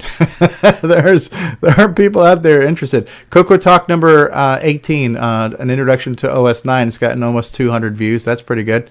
The Rick Adams bomb threat gameplay video has gotten 112 views. The Pac-Man transcode, where I actually played the game, that's gotten close to 200 views. That's pretty good. The Mike Rowan interview has got just a little over 100 views. That's pretty good. The CoCo surgery, where I swapped out RAM, that's gotten 173 views. CoCoTALK number 17, the world premiere of Rick Adams bomb threat, close to 200 views. CoCoTALK number 16, Mess. That's gotten about 150 views. And so you can see here the number. Okay, so Pac-Man transcode, 185 views. So yeah, the number of views for CoCoTALK is definitely going up. So I'm grateful for that. And I also just want to real quickly too, I want to show off some of that artwork again, because I don't think it showed up good on the little slideshow thing that I created here. So if you bear with me for 1 second, I want to show off some of the artwork that Joel has created for us, which is CoCoTALK. So we got from here, yeah. I was just going to say, you posted some statistics for Bedlam, and I was just looking at the countries of origin, and they're all places where the cocoa was sold, except for Italy, but that's Matteo. And that's probably Matteo, yeah, right. Yeah, so China and Russia are, bumping the numbers for some reason. So. Right. And there's no Russian hacking going on here right now. Putin has not hacked this election. And, yeah. So I think those numbers are legit. Well, I mean, they're definitely legit. They're just surprising. That's all. So here's, God, it's so hard to make. Okay, here we go. I like this image though. The CoCoTALK guy. It's kind of hard to see, but he's here. This is our new logo. So we got something to share here. And so yeah, this can be seen on a lot of different things, different types of T-shirts and jerseys. Here, this one looks a little bit better. Can you guys see this one? Okay. I can't figure out how to zoom in on this. But the picture of CoCoTALK looks good. Joel Adams drew this. He, this was kind of a variation of the CoCo cartoon guy he drew. These are all inspired from the basic manuals, things like that too. So it's very traditional looking. It's a CoCo with a microphone. So that's CoCoTALK. So that's our new logo. I like that. As you can see here in the picture too, I've got the new domain name for it. So CoCoTALK.live will be the domain name for this show. I'm hoping this show's future is going to be more than another 20 episodes. I'm hoping that we'll just be able to continue to talk about retro stuff for hopefully many more weeks to come. Dare I say years to come. Who knows? So very cool stuff. Very happy about that. I'll plug again that if you want to order one of these new shirts, or if you want to order any of the retro swag, it's all artwork that Joel has done. There is a promo code right now. That promo code, it gets you 20% off of the shirts. I believe the promo code is 2008-17 I'll put that in the YouTube chat again real quick too, so in case I don't forget. I think it's in the description of this video too, so if you use promo code 200817, get 20% off retro swag.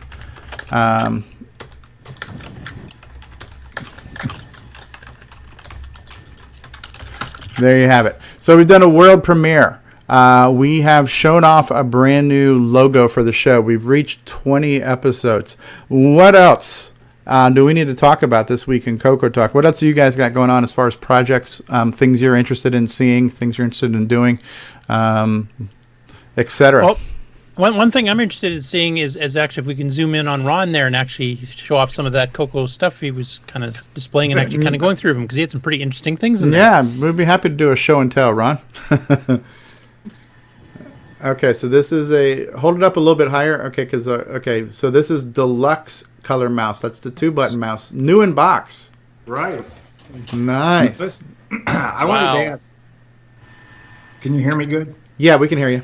Yeah, I was wondering how many people have met Lonnie Falk before he passed on and went to the CoCo Fest. And the other thing is, which I hopefully won't forget here, how many have gone to CoCo Fest that are present here? I have. I've met Lonnie Falk. I've actually talked to him in person a few times before he passed away, and saw him at Rainbow Fest numerous times. And how many of you guys have a stack of Rainbow magazines? There's a whole bunch in binders back here. I have a big some pile. in storage. Yep. I have a lot of Dragon users. You know, I had one of those. Right. That was a host topic on the podcast a while back about magazines. How do you prefer to consume them? Do you like the physical paper? Or do you like reading them digitally? What do you guys think about reading the old magazines? Would you rather read the actual paper versions versus a PDF copy? Yeah. Yeah, magazines aren't so easy to come by anymore for me, so the PDFs work. Yeah. I like both, because if I'm nostalgic, just flipping through it and quickly hitting an ad you forgot about or something really cool. Yeah. If I'm trying to look something up, though, PDFs with searchable capabilities are much better. Yeah. Right. Yep. Yeah, that was, and so that's where the that's where the title Neil Brookings came from. That's a nice controller. What is that? That is hold it still. We Owl can't get there? it. Is that a hard drive controller? Owl DOS, huh? Right. Yeah, it's on a ROM. Interesting. EEPROM on the controller. Michael Brandt says he prefers physical. During the most recent CoCo Fest, there was a really nice rainbow collection with binders and the whole 9 yards, and Neil Blanchard was bidding on them, and Tony Pedraza mistakenly called him Neil Brookings, and that's where that name is kind of stuck from now. So That's become an in-joke. Neil Brookings, and sold to Neil Brookings. So technology stole it. Wow. Yeah, I would love to. Like, I don't have the space I for had everything. that copy Yeah. back in the day. I see the CGP 220 on there. Yeah, color printer. Got Megabug on the CoCo. The CoCo's at the top. Yeah, above what's the bottom center one? Is that a Tandy 1000 or something else? I think it's a 1000EX. Yeah. Yeah, Oh, there's no, a 4P that's on the right, and that's Model 12 or Model 16 on the left there. I can't tell. It's a 2000, isn't it? The one on the 2000. left is a Model 6000. Yeah, the one in the center is probably a 2000. 1000. Yeah. The one on the right, I'm not sure. You know, that's Model 4P on the right. that it's so interesting when you look at the 80s, how fragmented the market was, how there were so many different systems, and how none of these systems were really that compatible. And Radio Shack themselves had so many different of their own systems that didn't talk to each other. That's the 1985 catalog. Yeah. 85. Wow, that's There's something. What a yeah. collection. There's the Model 100, like one of the first laptop. Is that the DMP 105 or 106? No, I think that's the inkjet again.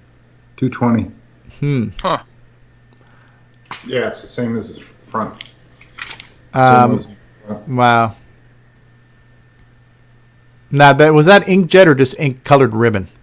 No, that was No, inkjet. I inkjet. had one of those. Actual inkjet. Wow, that's impressive. Powered by a 6809 inside, too. Wow. Oh, really? Yeah. I just unearthed mine in the garage. It has red ink on the box. Wow. Yeah, I it was was- actually a ROM upgrade. You could get it to double print, so it would do much bolder colors, too. It worked a lot better. It used to be sold as an upgrade. Ooh, thinking of that, upgraded to a 6309 and hack the ROM even more. Yeah, Put speed it- up the printer. Put it in native mode.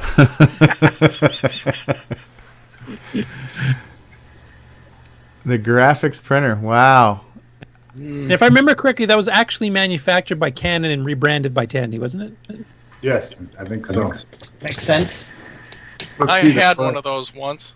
I did Wow. That's too. Had it something for years, else. actually. Wow, $700. I Yeah, didn't pay that, of course. It wasn't until probably close to the mid 90s that we get into the sub 200 color printer category, when the prices Man. dropped. I used to have one of these, but I don't have it now. But the plotter. The 4 pens. The plotter. Oh, the full plotter? Oh, that big, look at that. I saw those. I never had one of those. That was... Wow. And of course, I got one of those CGP 115s. Yeah, the one Dwayne and I used to call the toilet paper roll printer. Yeah. That's funny. You had some other hardware there you were kind of whipping by with earlier, too. Some rarities.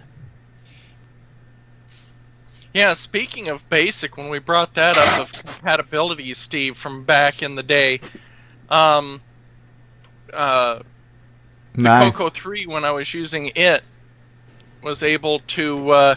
the only difference between the CoCo 3's BASIC and the PC's BASIC was the locate command. The XY was reversed. There's your vector. That's vector neat. graphic. Looks like a spirograph. Yeah, it kind of does. Yeah, that was the little that used the 4 pens, right? Because I think I had that one for a brief period of time. Yeah, that was a neat little printer.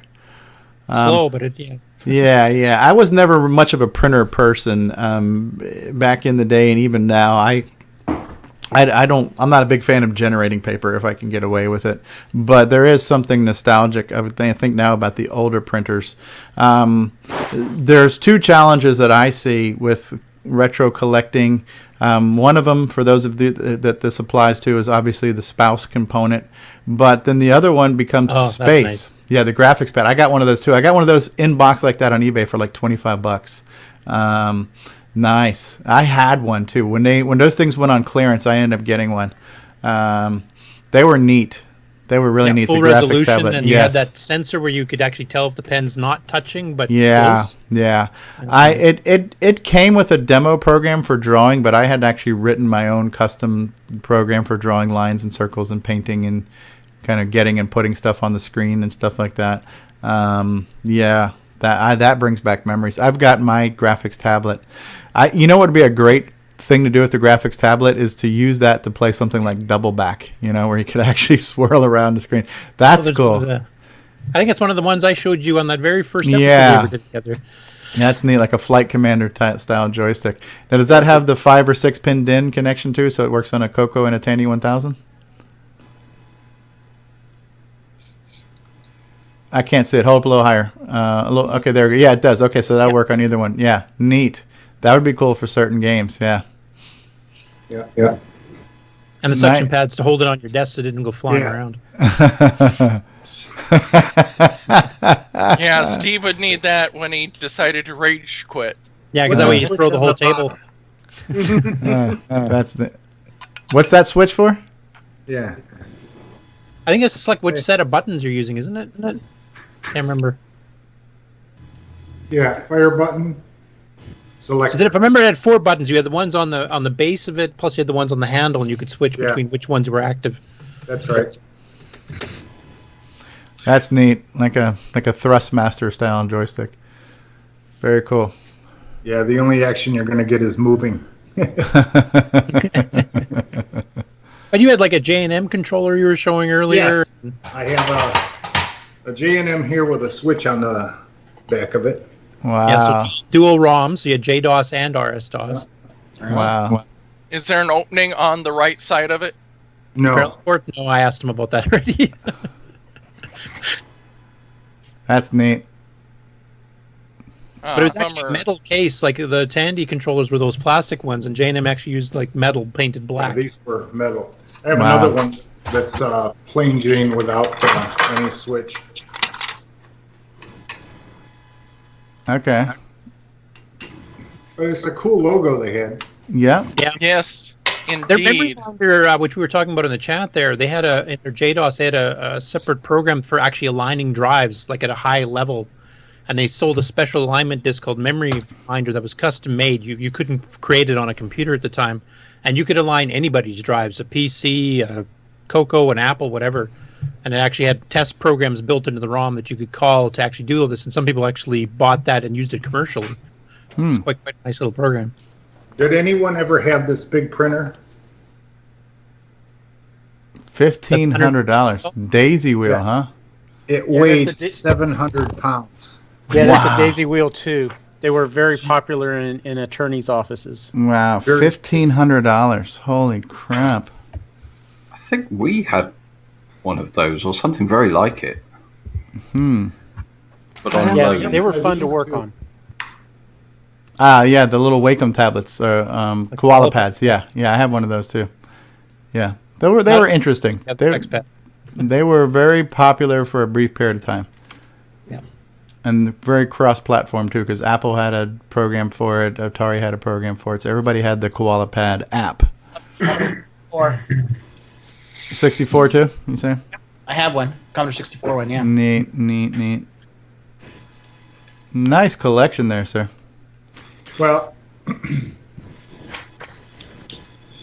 yeah. Sometimes I debate whether or not to sell the stuff off, but you can't play with it all. Right. Can you?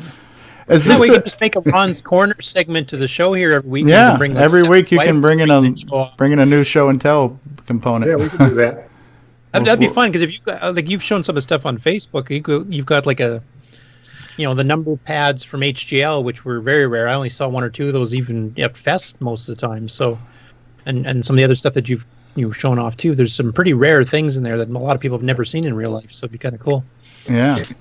I have a couple of older CoCos with a gray keyboard on it. Mm-hmm. Which one is that? That's the keyboard. The HGL or the what was it? Marked out was a black one. Oh, okay. So it's HGL. Printronix had one too, I think. Maybe.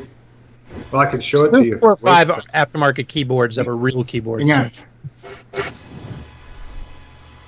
Neil Brookings say, I still have my DMP 420 wide carriage dot matrix. Sold for $1,000. Wow. 132 column version printer. That's insane. We used those hookup to a CoCo. Not those. We used Printronix P300s and Management Tallies, which were literally like $7,000. They're really, really high speed. They're about 5 feet high. But man, while we're waiting on Ron real quick, I'm going to run a quick bumper. Let's see who's going to show up from the community here. Hey, this is Bruce Moore, author of Forrest of Doom, and you're watching the original gamer, StevieStrow.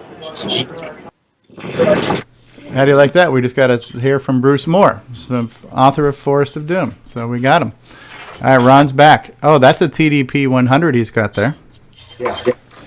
Okay, so that's like a nice Darth Vader looking keyboard there, and I like that one. Mm-hmm.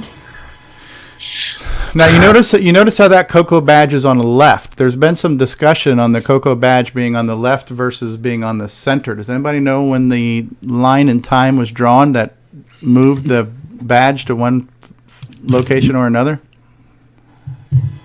So I just came back here. That's 16K gotta be a RAM. DRE board, CoCo 1 with a Mark Data Products keyboard, I'm guessing? I guess. I'm not sure which one it is. I suppose I could open it up. Neat. Well, speaking of Bruce Moore and Forrest of Doom, Bruce has just joined us. His Welcome, ears Bruce. must have been bleeding. Yes. TDP 100. Yes, nice. And distributor products. And what keyboard do you have on there?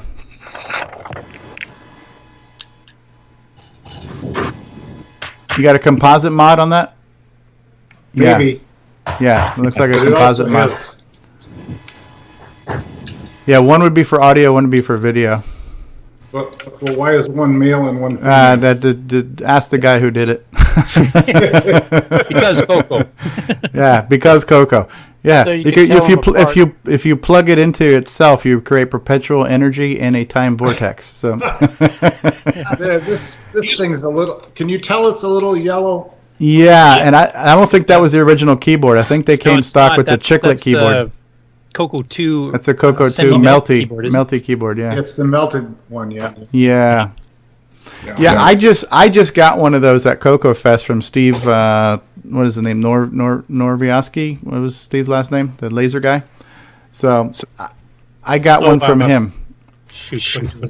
Yeah, and then I was contemplating what keyboard should I put in there because I've got a melty keyboard, I've got a CoCo 2 raised keyboard, but I just said, you know what, I want to keep it stock. I've got the gray chiclet keys in mine right now. That's a neat machine. Steve's last name, but he used to work for Motorola for years. Those are very uncommon, the TDP 100s. So I jumped at the chance to get mine. They were only sold, I think, for about a year, weren't they? Yeah. Bruce is here. Hey, Bruce. Are you muted, Bruce? I'm working on it. That's all the hardware I have for now. You could probably push my face off. Okay. Well, thanks for sharing. Sure. I think the idea of having a weekly little column with you just to show off like 4 or 5 things you pull out of your garage, though, because it would be incredibly interesting got a stuff. bunch. Yeah, and we could mirror that with like we'll find the original article or advertisement for it too, so we can kind of read off the specs and the price of it, and then you could Now, be do we like want to do it Vanna in the White order and his hold it up. magic laid out, or do you want to do it in chronological order? Gotcha. It could be random. Random I is have good. random stuff in my garage. Yeah, that's cool. Thanks for sharing, Ron. Thanks for joining us. Sure. Have you watched the show before, Ron? Yes, I watched the OS9 one because I'm interested in OS9. I've always played with it. I can move around directories and play, bring up something and, but I haven't really done anything. Yeah, I used to play with 3 windows. Back in 1985, our computer club had a what's called a computer fest in the mall. And we did that too. We had computers set up all over the mall, and one of the things that people were excited about was having OS9 run in a terminal in one window, word processor in another, spreadsheet in another, and going back and forth and being online and still being able to take notes and then go back online. And we did it with a cell phone connection, which was one of those big block phones. Oh, yeah. Garage. Wow. That was amazing. Everybody thought, what is this world coming to? Well, they should see self-driving cars now. But Yeah, right. Wow. that We did the same thing because a lot of our local users groups, we had we'd rent a bunch of tables in the middle of the mall, especially before Christmas, trying to drum up people to join the various clubs. But it was like Amiga, Atari ST, CoCo, Tier City Model 1.3s. Like we had a whole bunch, and it was like you could see all the computers at once with the people that really loved them, those particular models, and you can compare and ask. I remember Bill Noble, he had Symphony 12, that 12-voice music synthesizer card add-on that Speech System sold, and he had it cranked through a bunch of huge speakers. We were drowning out the entire mall with it.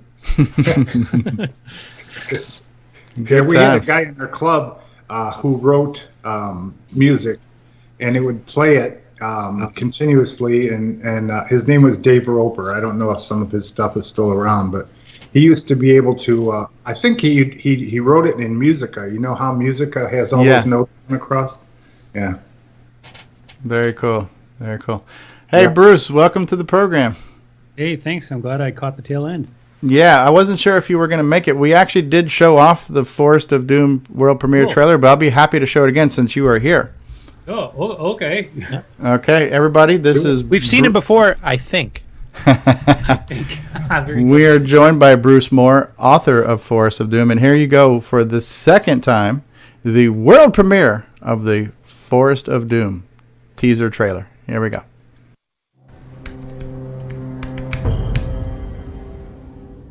Are you ready?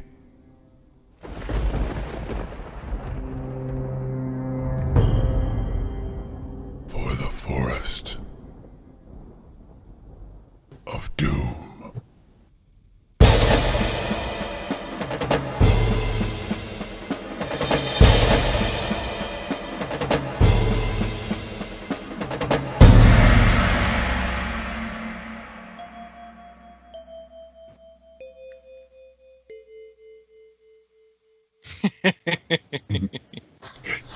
Can't take ourselves too seriously. November That was all actual 2017. CoCo 1-2 graphics too, right? Yeah. Of course. That's BDG mode. Yeah. Actually, those pictures are all out of this here. Oh, wow. This So you're... is, hold it right. Can you see it? Yeah. Yeah. This is the strategy guide. I think this is what I'm basically going to release, I think. Okay. Oh, I didn't even know you had that for it. Yeah, well, that's what the image are. The images are all from this book I just put together. I just got the proof copy. So Nice. What's Cool. your email? Take my money. yeah, hang on that. But yeah. Now, Steve earlier was trying to determine whether it's a text adventure game or an RPG or a combo of both. How would you describe it? Well, you don't type in verb noun, so I guess it's an RPG. I guess. Okay. I think so. But it's no there's no high res graphics. It's text based. Well, except for this semi graphic stuff, right? There's some of that stuff in there. But essentially, it started on a CoCo 1, so if that tells you anything. Right. Is it like Winnie the Pooh? No. Not even close. But yeah, RPG. It's sort of a D&D type feel to it. Basically. Okay. It's a big funny quest. that you know the difference. Well, hey, I got it off the archive. I've got little kids here. Do the Yeah, okay. Yeah, it's all good. Glenn Hewlett says the guide looks really good, Bruce. It does, yeah. So you had put out a questionnaire on Facebook kind of asking people how would you like to consume this product and what flavors and versions would you like, and would you like sprinkles, the whole 9 yards. So what do you think the kind of majority preference is? Well, it looks like 9 out of 10 people said I should charge for it. So okay, so I think okay, that's cool. And so I think what I'm going to do is basically in this book I'm going to put a download link. Okay. So you order the book, and then you install the game, and you've got everything going for it. I think I'll do it that way, and then. The download will be a floppy disk image, I take it?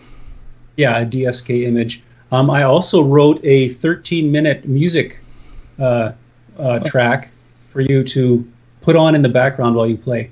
Okay. How are we going to get that? Oh, it'll be part of the download. Oh, just be part of the download. Okay. You stick it Are you going to set it to up for the CoCo SDC streaming too, so you can actually run it on your second CoCo in the corner? Your second CoCo in the corner. Well, wouldn't that be neat? I never even thought about that. How many people have a second CoCo in the corner? You mean people don't? On this panel here, probably most of them. Well, let's see here. There's a CoCo 2. There's a CoCo 3. Living room of CoCo 3. Is it Dragon? But Curtis, as you know, I mean, we were talking with Ed Snyder about being able to stream some video, through Basic 9, OS 9, and he thinks it's quite doable. So there are ideas for maybe a sequel. Okay. Interesting.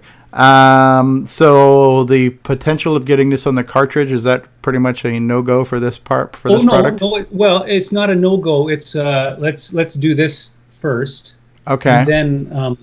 And then see if we could do it sort of an enhanced cartridge version, maybe in the spring or something like that. I don't know. Let's just see how difficult that all is, converting the sound over and all that stuff. But as we saw, John Linville posted did a blog post the other day. So he's figured out how to load up a basic program onto the cartridge and get it. So that's, one major hurdle. Yep. So it's looking very doable. I guess the music side is how do you program that chip on there? That's the thing. Right. Well, let's get somebody like Simon Jonas in there. I'm sure. Yeah. I think what would work good in that Simon- case is if you Simon's had the your go-to sound guy. routines in the ROM cartridge as machine language bits in addition to your basic program, and then you could just do little exec calls with a couple pokes to say what things you want to do, and you could actually just call it over from your game. Yep, sounds reasonable. Okay. Yeah, exactly. I'll be asking you for some help on that then. Right. No, I'll that's just pass you awesome. off to Simon anyway, but sure. Yeah. Okay. Well, whatever works. You. It's great having a community here because with people able to help and I never would have really pushed this at all without an encouragement of the folks here and help and Simon helped me a lot with the graphics, the semi-graphics stuff, and it's been super. And I'm hoping to do another one. Yeah. Now, Simon was originally helping you making background sound for it too. How far did you explore that? Well, we explored it to the point where we did some tests, and I wanted to keep this a CoCo 1 and 2 project. And while it ran. It was just the basic, just slowed down to a grind. It was not the gameplay. It wasn't good anymore. We tried tweaking it, but I just said no, we can't do it. So Now, how about releasing a CoCo 3 double speed poke version of it? Would that have made up the difference? Like, without changing anything else, but just allowing a CoCo 3 to run at full double speed? Good question. The problem was on the CoCo 2, we're running the music in an IRQ. Yes. The IRQ on the CoCo 2 is stuck in everything under the sun, which is not necessary. Yeah. So you're using 33 cycles out of 57. Oh, you're using the horizontal sync IRQ then? Yeah. Yeah. So on the CoCo 3, we could actually use a timer IRQ and only stack the registers we needed, which would make it a lot better. That's the bad thing about the CoCo 2 using an IRQ. I think 60 could probably chime in on that, or Kieran could probably chime in on that. It's too bad they didn't hook that up to the F IRQ instead. There's so much overhead with the IRQ with pushing all the registers. Yes, I mean, if you could get a better exit, which you probably could by fiddling something. But, yeah, I mean, it's 18 cycles in and 15 out, so that's a lot of cycles. Yeah. Yeah, you could see the cursor just going slow motion. Wow. You go to hit a key, and then it would register, and it was really That's the version feel. for drunks to play, because they would just think it's all normal. I guess it would all look perfect. Yeah. Well, I think all this, all these neat things that can be done. I think it would be good to do it with a new game. I think that'd be the way to go. So, If you use Linville's cartridge with the SN chip on it, yeah, you can potentially just feed registers every frame. So that's a 1/60th of a second interrupt. So you've got literally no overhead at all.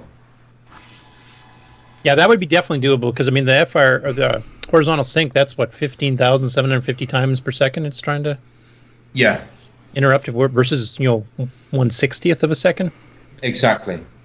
So it basically wouldn't slow down much at all. If actually you probably wouldn't even notice.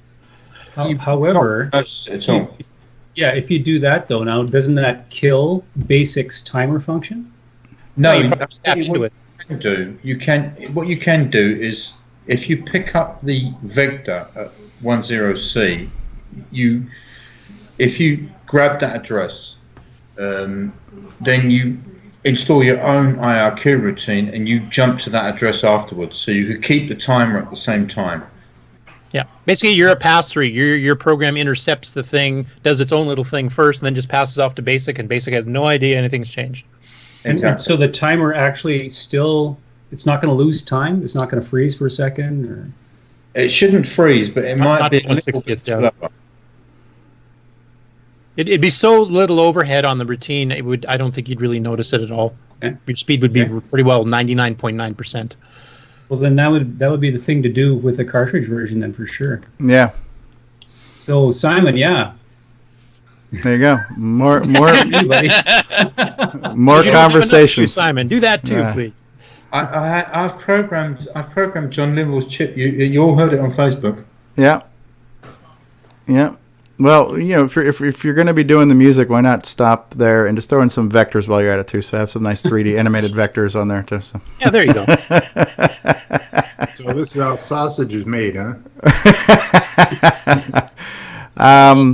Well, you mentioned the community, Bruce, and this is our special community episode, and I want to thank you for letting us be the first people to see this little trailer and sharing it back with us. It's kind of cool, and I'm glad you could make it to the talk too. Did you get a chance to see our new logo, our CoCoTALK logo? I'll show it to you because you just got here, and I just like showing it off anyways. I'm not gonna lie.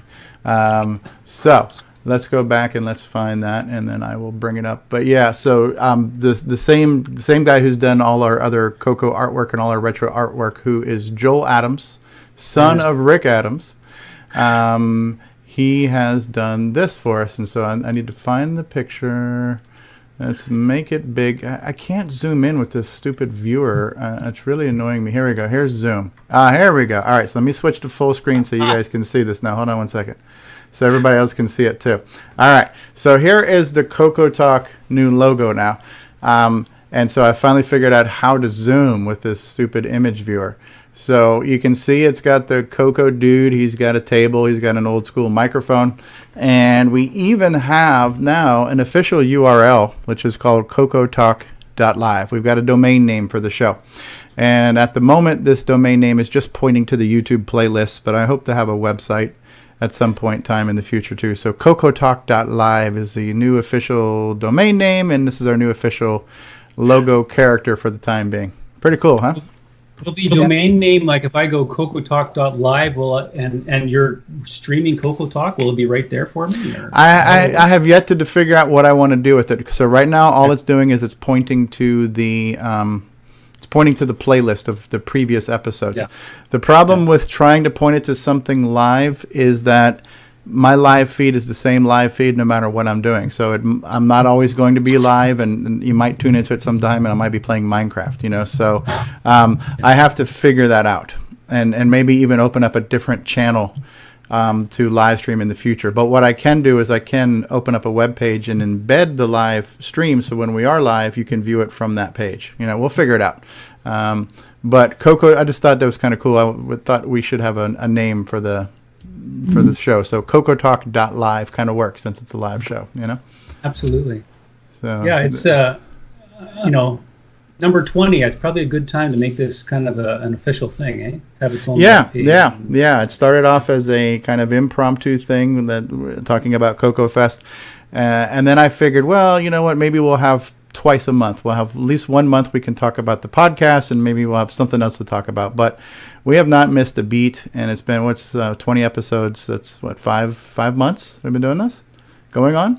And so that's kind of cool. Another thing too that I guess I can announce or reveal is that I have been thinking about the idea of taking the old episodes of CoCoTALK, turning them into audio, and then putting them up as a podcast. And so I've been thinking about that, and I reached out to John Linville. Number one, I wanted to make sure it was not going to be, perceived as competitive or anything else like that. And he was like totally cool with it. But I also asked him for some advice. How do I do it? So he's given me some information. So I'm thinking I will take the old episodes and put them up in an audio format in the near future too. So that might also feed into the CoCoTALK.live is the one-stop shop for getting the podcasts and the replays of the videos and viewing future videos live and things like that, How about did we talk about a best of? That's a great idea. That's a great idea. A lot of work, probably. It is a lot of work. So if anybody else wanted to help volunteer, I could make all the previous shows available. Somebody wanted to help with the editing of that. That would definitely be good, especially for audio stuff too. It's a good idea, but that's also time consuming. Twit TV with they do that with all their podcasts too, but they actually have the viewers, send in their favorite segments. They'll say episode 3 starting at 30 minutes and 27 seconds in. This little bit is really good, and you get all the volunteers to give you all the work of figuring out what to put in the best of, and then you can just get somebody to volunteer to edit it. Then that becomes crowdsourced. Yeah. No, that's not a bad idea. Hey, Stevie. Yeah. I'll come up with my little logo for my little corner, hardware corner. Excellent. Okay. I'll get it to you. Cool. That would be great. Yeah. So we'd love to have you on as a regular featured thing. Cool. Yeah. You just got to think of a name for the segment, though, like Ron's Retro Roundup or something like that. Or something. I don't know. Ron's Garage, yeah. Ron's Garage. I'll do a bunch of different things, and then you can choose between them. Sounds good. Yeah, so Bruce, thanks so much for sharing that with us. And when you're ready to do an interview, I'd love to get that interview with you and Jacob as well. Okay. And some actual gameplay, because except for the fest, nobody's really seen the gameplay yet. So yeah. Well, I got to keep them guessing, right? What is the estimated retail price of the package with the book and the download and everything? I don't know. I'm still pondering that one. I better to not be say determined. Okay. All right, that's fine. Don't want to hold you. $1 million. No. Yeah, but I don't think it is. I don't think it is unreasonable to ask a fair price for what you're doing, either hardware or software wise, and I think the community supports that. Well, maybe I should just ask you guys, what do you think is good? This book here, 50 pages, and then there's the game. I don't know. I'm open to ideas anyway. Maybe I should do another poll on Facebook. I don't know. Yeah. But I believe, it's not greed, it's not capitalism. It's just, you've spent some time working on this. This is a new CoCo product. There's a value to it. And if you're not asking for $100 for it, if you're in that sweet spot of, between $20 and $60 for a product, I think that's fair, Hey, David Ladd's picture changed there for a second to a green screen. He was showing a computer screen for a second. And that's what I was trying to figure out. Well, I was actually on the wrong thing, but yeah, I can turn it back on really quick. That was just my CoCo 3. Yeah, it's definitely better than looking at your face. Okay. There we go. Now listen here. Oh, he's got Nitrous 9 running. Welcome to Nitrous 9 Level 2. Dave, I just want to say David's been good enough to do a little bit of testing for me with Forrest of Doom. So, did he break anything? Yeah, I don't know. He found a couple of things that were I kind of knew they were broken, but he confirmed for me, and then he made a good suggestion about emulation. Actually, he says if people are going to play this on the emulator, you're going to want to do blah blah blah. I was like, man, I just never would have thought of that. Okay, very cool. That was awesome. So David is good for something. Yeah. Well, thanks a lot, Mark. So in addition to Ron's hardware corner, we're gonna have a pick on David corner segment. Yeah, well, that's 80% of the show. That's the glue between segments.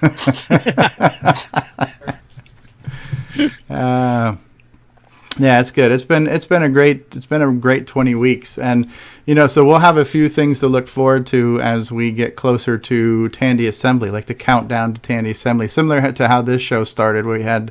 This show was basically a countdown to CoCo Fest when we started this show, and so we can have countdown to Tandy Assembly and so on and so forth. But yeah, the fact that we're getting into the 200 views each week on these shows is encouraging. It's showing that we're building some momentum. We're starting to snowball here, and it's encouraging, because nobody's getting paid to be here. So what is the reward? The reward is, does anybody enjoy this? Does anybody even care that this is taking place? And I think 233 views of last week is a good indication of that. That's a healthy number for an obscure broadcast. What are you doing here, David? Are you just moving things around? You want to demo anything for us while you have your G shell running? No, I was just waiting because the topic that was brought up was about the let me see if I can figure out how to switch the input source. Hello, Skype. For as many times as you've used OS 9, have you found any bugs in it so far? Nick's only found one bug in it so far, and it's the OS itself. So. Well, But is some this color. showing up? What do we got here, David? It's like a flight. That is the, yes, that's the J&M with the parallel version of the FDC. Ah, neat. Yeah, which that parallel port could be used as a parallel printer port, which is I usually used it for, but it also could be adapted to be a SASE hard drive controller at one point. I heard.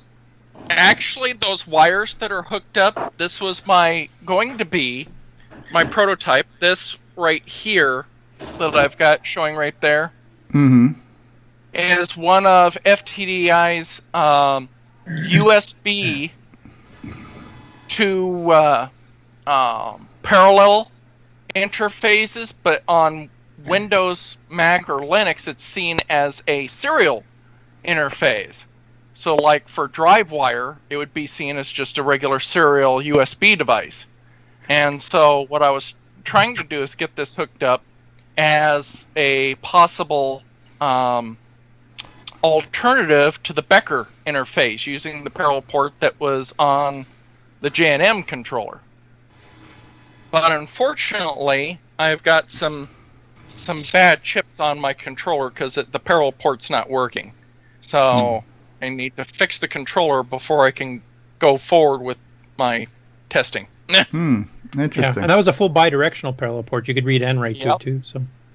And that was one of the reasons why once I found that out, it perfectly matched for almost simulating the way the Becker port works. Because it has a status register. Well, that same thing is pretty much mapped out the same way. So, can you do me a favor? Can you shoot the cameraman? Well, that's one of the. I don't think he has any hands left to shoot himself. So. I don't do very well at soldering because of that shaking. So. At least you haven't soldered your hair like I have. Because you don't have any. But anyway. Better just watch your stuff. Actually, David, if you wanted, you could show that bouncing ball demo we finally found again. Oh crap, that's on that other image. But yeah, let me because that's on the image that I sent. You're gonna have to bear with me. I tell you what I'm gonna do. I'm gonna mute you guys on Skype. I'm gonna roll some commercials, and we can all take a potty break while we're doing that. So I'll be back in about 2 minutes. Take your time, David. No problem. I'm trying to figure out how to. And I'm Neil Blanchard. And we are the CoCo crew. We are here at the last day of CoCo Fest. It's been crazy. We are exhausted. It's been a great weekend. One of the best CoCo Fests I can remember. I wish you could have been here. And all you have to do is make the decision and come next year. Always come next year. But in the meantime, listen every month too, the CoCo Crew podcast. Thank you for listening. Thanks. Hey, what's going on, everybody? It's me. It's Original Gamer CoCoTALK. And I just want to let you know that I have merchandise available at my website right down here called ogStevieStrow.com. What kind of merchandise do I have? Well, you can get yourself a DVD kind of like this. This here is my DVD from 2016. This is the CoCo Fest 25th anniversary color computer gaming DVD. What else can you get on that website? Well, you can get yourself a DVD like this. This here is my brand new DVD for 2017. This is my CoCo Fest 26th anniversary DVD featuring 13 gameplay videos and over 3 hours of, or at least maybe 2 hours of, gameplay goodness. Well, for a limited time anyways, too, you can get yourself the 2017 version of Pop Star Pilot on my website by going to ogStevieStrow.com. And this is the new edition that will be available for sale this year at CoCo Fest in April of 2017. You could get yourself one of these here, right here, too, from my website, ogStevieStrow.com. And you can also get yourself a really cool retro swag shirt like this that says Original Gamer. You can get the insert coin logo. You can get the I'm a Coco Nut. You can get some Atari 2600. You can get all kinds of retro images on a t-shirt or a coffee mug. It's all good stuff and it's great merchandise, and I'd really appreciate it if you go to my website right here, ogStevieStrow.com. Click on the link for merchandise. Check out what we got. Get yourself some today. All right, people.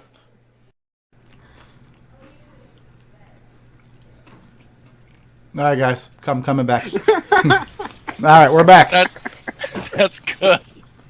Okay, could you maximize the screen so I could use your feed as my monitor? Okay, thank you. You can use my feet. Okay, so I need... This is the one I sent to Bruce. Now I need to find the document screen for setting the stupid screen resolution. Didn't I send you that image, Curtis? Yeah, I did. Nope. I haven't had time to look at anything anyway, so it wouldn't have done any good. Okay, so yeah, I did. There's the image.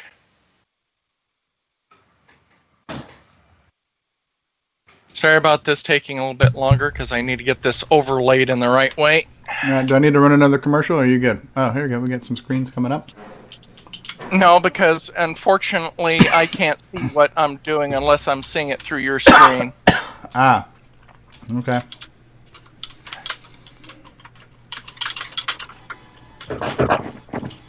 This is the part of the user-friendly portion of Nitrous 9 where you have to type in display space 1B 0 F 1 Charlie 9 Delta. Doesn't everybody have those codes memorized? Yeah. This is like the ML versus assembly thing. You just got to memorize all the opcodes. Right. Okay, now if I remember right, I have to type load balls, which Steve needs some. Wow. Ooh, David fires back. This is the first. Wow, shots fired. Shots across the bow. Bullocks. Okay.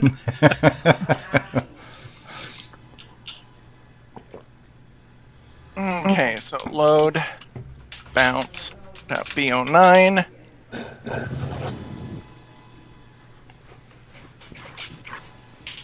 Run. Oh, Mona Lisa. Oh, OS 9 Level 2 by Kevin Darling. Oh, wow. Yeah. Oh, it went from blue to red. That looks like an Amiga one, too, right? So it went from blue to red. Oh, Mona Lisa. It's got Yeah, layers. so this was the demo program that Kevin Darling, when he released what was called the FastGriff patch. This was part of the level 2 upgrade that never got released, that we're in the midst of working it. Okay. With it when Andy dropped the CoCo 3, so kind of a similar experience to what Nick had with Cosmic Ambush. But he released this the graphics patches to do really fast get put buffers, which is what you're seeing here. This is all get put. This is no manipulation of palettes or shifting registers. Okay. It's actually literally being drawn. Okay. The only palette changing he's got here is when it hits the sides, it changes between red and blue. Okay. But this is all in BASIC. There's no machine language subroutines whatsoever. Wow. Pretty smooth. Yeah, it looks smoother on Skype than it does on the broadcast, but yeah, no, it looks good. It is rotating and bouncing. I don't know that the live stream is going to really be able to appreciate that as smoothly as I see it here. But yeah, it looks good, man. But the rotation is done through actual redrawing, not palette changes. So it's not cheating. It's actually moving a heck of a lot of data. All right. And it's got a Mona Lisa in there too. Yep. So were the graphics routines written in BASIC 09 also, or are they in assembly? And No, that's part of these are OS just 9 regular- in the graph just- drift. This is built into OS 9 itself. oh, okay.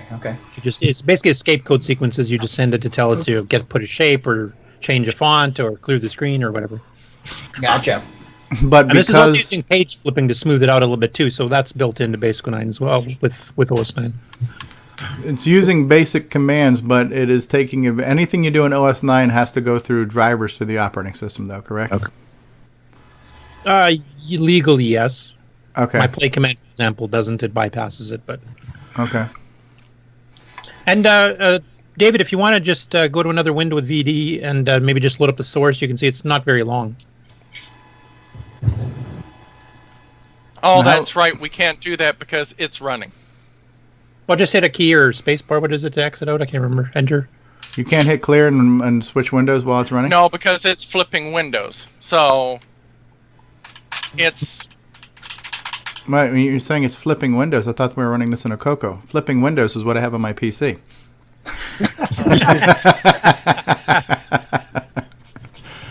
All right.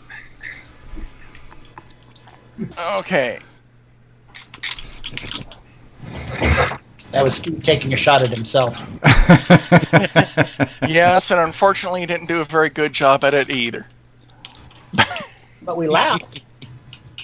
We'll let David have his moment. There aren't many.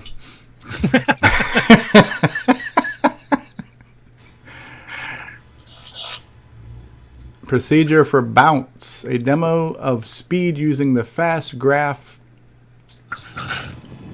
Okay, so we're dimming some integers. We have some X and Y values that are being declared up here. I don't The understand. registers there, that's CPU registers, that's just to run syscall, which is basically the way to call API calls in OS 9. Okay. So it's not access assembly language, that's just passing parameters. Okay. First, let me set up the window. Yeah, which personally, the display command, I think, should have been set up in this to start with, but... Yeah. And Bruce, you were asking about calling graphics stuff with me on Facebook Messenger there. This is the way to do it through the library GFX2. It's not the fastest way, but it's the easiest way to remember, because it's actually English commands that are starting to memorize all those escape codes.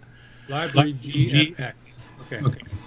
Yes, run graphics2, and then you set your command by text. Print by camera. I haven't seen any documentation for this stuff. I just find the basic 09 books. I haven't seen anything about graphics in the documentation anywhere. Is there? The OS 9 Level 2 manual has it, and the OS 9 Guide to Windows, the Rainbow OS 9 Guide Part 2. Okay. Oh, that's where I got to look. Not the basic 09 book. No, the basic 09 will give you the basic 09 commands themselves. There's a separate section in there for the GFX2 commands, which is like transparent and set window and all that kind of stuff. Okay. And then the Rainbow Guide really goes into detail. The whole book is about manipulating all the graphics commands. Okay, that's cool. So right now that we're printing some character string and H1B and hex 21. What are we doing here by printing this? That's Windows. So that's just telling it to which screen to flip to when you're page flipping. That's the escape sequence you're talking about, right? Yeah. Yep. And that's how you can do pretty much with OS 9. You can control everything via the escape sequences. It's just that easy. I'm not sure why Kevin kind of mixed it up, because he has some of the escape code sequences raw, like you just saw, and he's got other ones he's calling through the GFX2 graphics submodule, which is to remember the English versions of the commands. I'm not quite sure why he mixed it. Maybe he's just trying to demo both ways of calling them. I'm not sure. He was just being lazy. Or there might have been a bug, or there might have been incomplete. It wasn't at the time, because I remember I mucked around with this demo a few times. I changed it around. There's where he's changing the palette there. Very cool. Palette register settings. Well, that's a lot of code. That's the end of the code, it looks like. Yeah, that's the entire thing. And I notice here, too, that David likes his CoCo nuclear green background here. It wouldn't be my choice, but, Hey, it yeah, works. even my... and this is one cool thing I like about with OS 9 is that I could do this. V1, I think it is.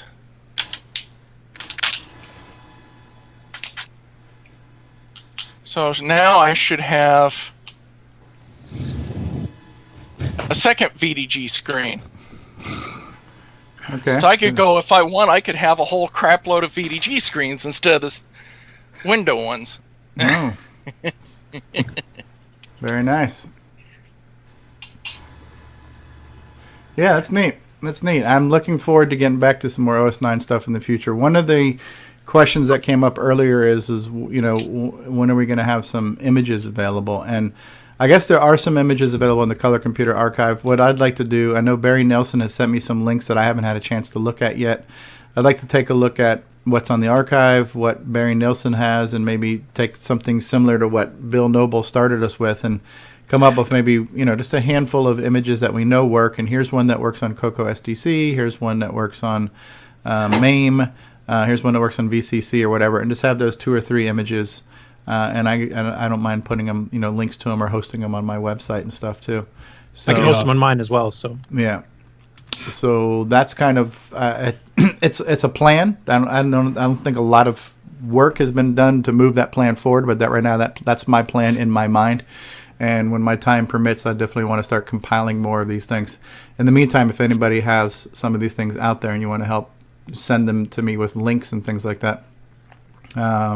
Yeah, I mean, David and me and you and a few others have discussed too of making what Nick would term the ultimate boot, which you don't have to worry about. Do I have this driver loaded so this program works and that kind of thing? But make one that has everything. So we're working towards that, getting utilities up to snuff. So you got the recent ones, some of the ones that seem to be missing on the actual distribution. Grant says, "I feel sorry for David. Steve gives him such a hard time, but it's so funny." That's what we're here for. We're here for your amusement, Grant. Oh, David, we aren't.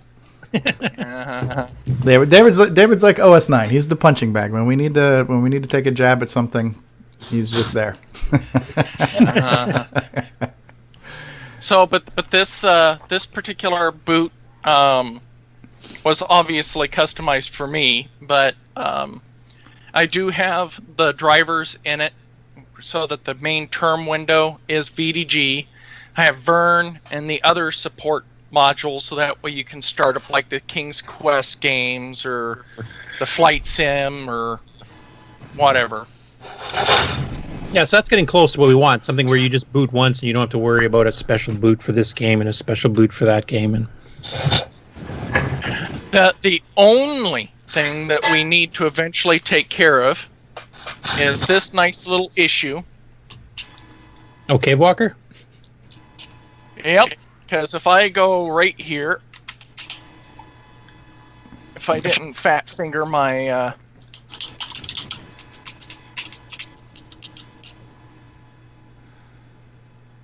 okay.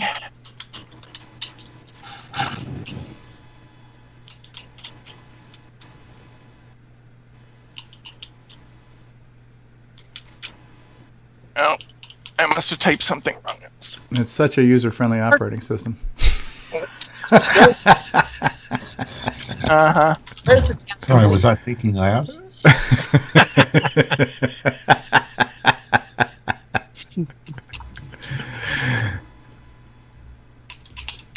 Now, of course, there's one minor issue. The operating system? Just one. Which we still got to figure out what the issue is. But so when you try to launch it, it just freezes. Yeah, so something got broken in the last 15 years of Nitrate. So. Oh, I see Bruce is flipping through some pages here. I'm intrigued. Don't give the entire book away there. Quick screen capture it. No, I'm just kidding. Yeah, I flip fast through the cheats. Ah. So this is the Cave Walker game. Looks pretty good. Well, it's is this written in assembly? Now on actual OS9 level 2, you can start Cave Walker up from a separate disk and then have it work. So technically you don't need to put it on the actual level 2 disk itself, because that's actually how I usually play some of the old games.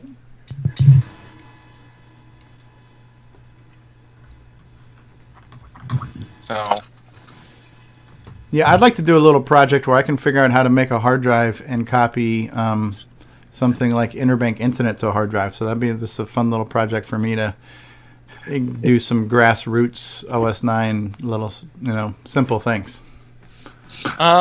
Interbank itself will fit on a 80-track disk image, so that's not a problem. Right now I'm trying to work with Tormod to try to get some of the issues, because with the CoCo SDC as it stands right now, you can't create a 128 meg disk image and make it bootable. this image that I'm using that you saw me booting in was the disk image that Bill Noble made for us. Yeah. And he had to patch it. So. Okay. So that's one of the, because most of the OS 9 commands for the color computer were again designed to work with floppies, and thus all the hard disk stuff was designed to try to emulate how the floppy disk stuff worked for Disk Basic, just so OS 9 could still work. That's why RGB DOS, you would type DOS 255 to boot the boot track, which I guess now is considered the kernel file. And then from there, it would then load the OS 9 boot file from that virtual floppy volume on the hard drive, and then everything would go to the main OS 9 volume.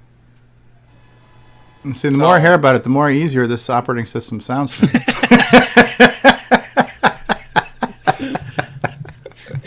Okay, well, what I can say is Jacob has gotten into the Sierra Police Quest game, and he's thinking it's just awesome. So OS 9 is becoming very interesting over here. Okay, at the Morehouse. That's good. Yeah, what about the other issue about Interbank Incident using the speech sound cartridge under OS 9, maybe even under Nitrous 9 as well?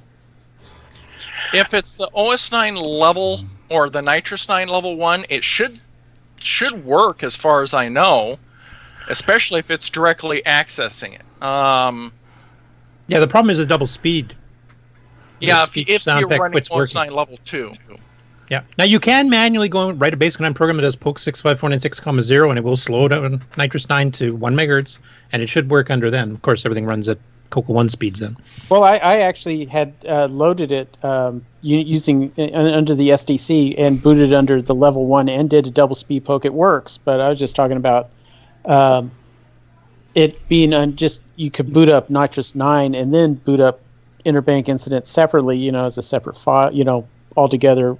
One file. No, you should be able to do. I used to do that on my old Burke and Burke all the time. Yeah, I did it as well. I just haven't. I just got the 3 discs. I haven't merged them into as one disc or one image.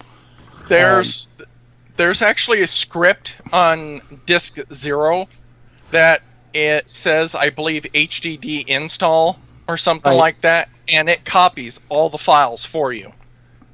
That was the first hard drive supporting game that Radio Shack ever released, actually.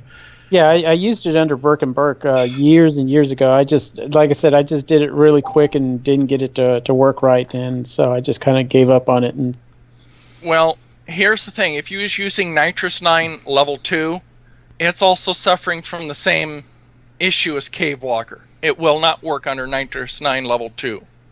Okay. Yeah, somewhere along the line, the VDG, or what is now called CoVDG, broke some of the level 1 support. I don't know when that happened or what exactly happened there, but yet some level 1 stuff quit working, and it did used to work. So we're going to try to track down exactly what's going on and see if we can fix it. Yeah, I tried to contact the developer. I found that one of the code developers and on Facebook and tried to friend him, tried to send him a message, and he never responded back. So I don't know if he goes. Are you talking Facebook. one of the Spectral Associates guys? Yes.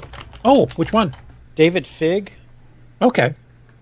Yeah, I haven't been able to get a hold of any of them, so that'd be interesting. Yeah. Yeah, he's up in. He still lives in the Washington area, and I think it's him because I sent him a friend request and sent him a message, and he never responded back. But he develops mobile apps now. Okay. It's kind of like Ken Rogaway, the guy that did Cronus, Rift, and Rescue and Fractalist. I mean, he went and did a lot of Windows stuff, Xbox stuff, and now he's an Android developer. What I'll do is I can send you a link to his Facebook page. Maybe he'll respond to you because he probably didn't know who I was. Probably thought I was some kind of. Doesn't know who I am either, but I'll try. Yeah. We'll send him a link. Well, we'll have Nick Morentis do it because everybody knows.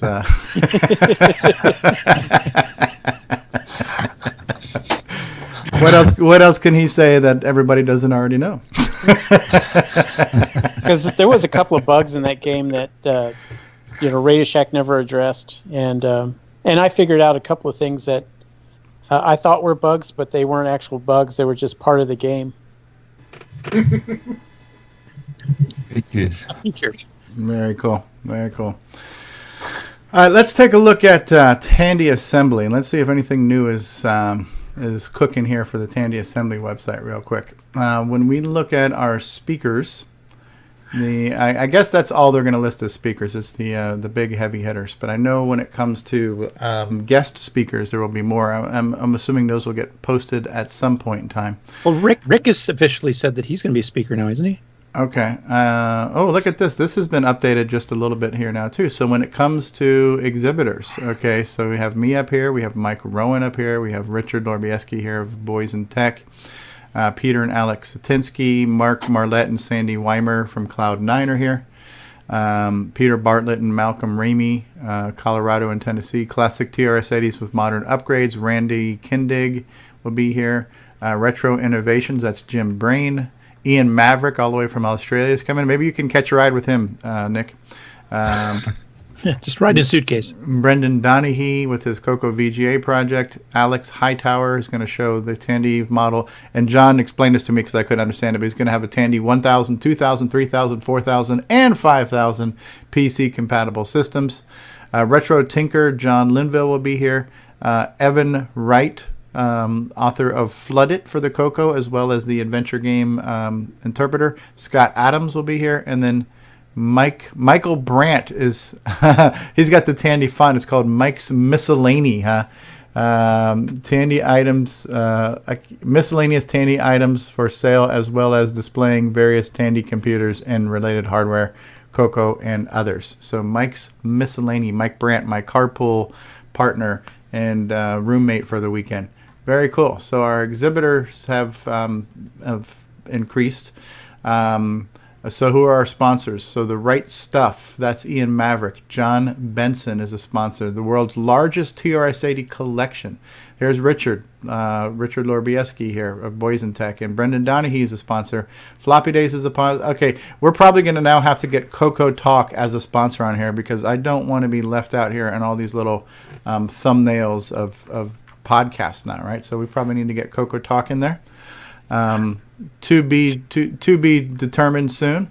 Cool. That's where your logo can be put. Exactly. So the venue, I just booked my room, and so they have a special rate, $90 a night for the rooms. And here's the vendor layout here. You can see here where all the different exhibitors are going to be. And the adjacent room, I guess, is where the speakers are going to be. And I like that setup. It's kind of a theater type setup here. We've got a stage and all the seating around there. I believe they've mentioned that they're going to have a no minimum bid auction, and here it is. So the auction is going to be Saturday at 3:30 p.m. So we're going to have a keynote address at 9. And this I like. I like that things are not back to back to back. At CoCo Fest, it was like speaker after speaker after speaker. And I guess the good news is there were lots of speakers. The bad news is you kind of want to be able to spend some more time in the exhibitor hall too, you know. So here we have a speaker at 9:30. That's our keynote address with Don French at 1:30 p.m. Then we have Lance Miklas. 3:30 p.m. So we've got a break there for the auction. The exhibit's going to close at 5. There's going to be a break, and then at 7 p.m. will be. This might be when the guest speakers like myself and other people might come up and talk at 7 p.m. at night. No itinerary there of those speakers just yet. So Sunday, day 2, we have Scott Adams is going to do his presentation at 9. We don't know what's going to happen after that on Sunday. Maybe that's to be determined. So. Cool. Hey, Steve, I had a question about your reservation. Did you call in to reserve that, or did you go online? I called. Okay, and it's that Christopher Conference Center? Yes, I just called whatever was on the tandyassembly.com website. I followed that link, and I called the number. I mentioned Tandy Assembly when I called, and I got the rate. Okay, yeah, I was going to do it today. Okay, yeah. I mean, like I have booked... You know, I've basically paid my exhibitor's fee. I've told the event people that I'm going, but I'm like, you know what? I haven't actually told the hotel I'm going to be there yet. I should probably get that room because I'm going to need it. So I went ahead and did that. So yeah, Tandy Assembly's coming together. This is going to be instead of meeting now once a year, for those of us who are able to, we'll be able to meet twice a year because CoCo Fest is kind of like our annual migration. Now we can have a semi-annual migration for those who can also make Tandy Assembly. And this is the inaugural, how do you say that word? Inaugural? Sure. Okay. It's the first one. So, by the way, you've got a couple requests in Skype there for people that can't make it, would like some of their software demoed, like the demo from Simon, Siren, his Dungeons game. He's wondering if anybody, they're both wondering if anybody would actually display them and kind of show them off. Yeah, I mean, I only have one table, so I can only show one thing at a time, but I can load everything up on a CoCo SDC and show things off. I was thinking about also maybe having a second setup with the CoCo Pi, because that will take up less space, and maybe run some things on CoCo Pi as well. I wanted to demo CoCo Pi today, but I'm not quite sure if I have everything working properly, so hopefully by next week we can look at CoCo Pi, and maybe I can demo a CoCo Pi too. But I would be happy to. I was thinking, because I'm bringing a real CoCo 3, and I was thinking about doing things like having the Donkey Kong Remix High Score Challenge that we talked about. We could have the now Pac-Man Transcode High Score Challenge. And in between there, I can demo other things too, if they'll run on a CoCo 3 or a CoCo Pi. So I could be one of those people. Hopefully others will, do as well. But yeah, sure. So yeah, Tandy Assembly's coming up. I want to just mention again too, real quick, shameless plug, promotion time.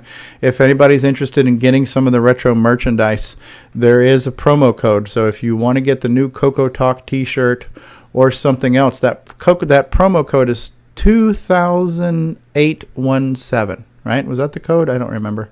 I gotta find it. I think that was it. But yeah, so you can get any of the I'm a Coconut shirts or coffee mugs, and now we can get them in mice pads and all kinds of stuff like that too. So yeah, here I'll show you the mouse pad real quick. I'll bring top right. Top right of that window was the promo code screenshot you took. Top right of the window. Okay, here it is. I'll drag it over here. Here we go. So 200817. Here we go.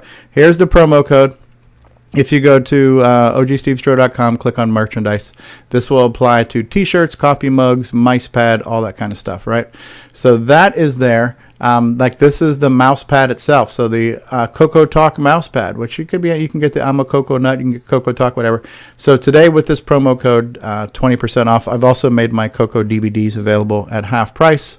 So just throwing that out there. If you want to grab yourself, this is the world premiere of the CoCoTALK T-shirt. It was just made available today, and you can get it on sale today. Very cool. All right, end of shameless plug. Were you waving, Ron, or are you raising your hand to ask a question? Raising to ask. Okay. How come there's no ladies in here? There's no ladies in here? Yeah. Because David Ladd is here. Is that... Do you know any that are into CoCos, or is there anybody that knows any that would come on? Well, we could put Steve in drag, and then we'd have that fixed. Now, come on, we want to encourage viewership, not discourage it. That's a great question. I know it's a stereotype. It was definitely a stereotype in the 80s that it was mostly a man's world, right? When you're playing, it was the guys and the boys and their toys, right? But do women like computers? Sure. How many women are into retro computing in particular? Hard to say. Well, I know some in the Apple realm. Yeah. There have been some. I'm just trying to remember, what's their name? The one that was actually publishing the newsletter for a bit there. And Roger Taylor wrote a game with her as this kind of the star and the butterflies. What the heck was her name? I'm just pulling a blank. I should know it.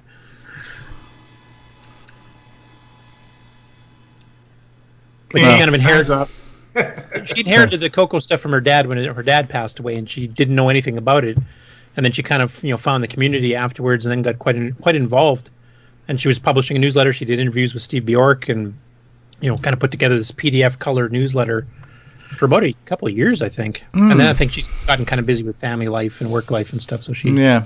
Well, I mean, look at the mailing list. How many responses you get that look like they come from female names? Probably not a lot, but I haven't been tracking.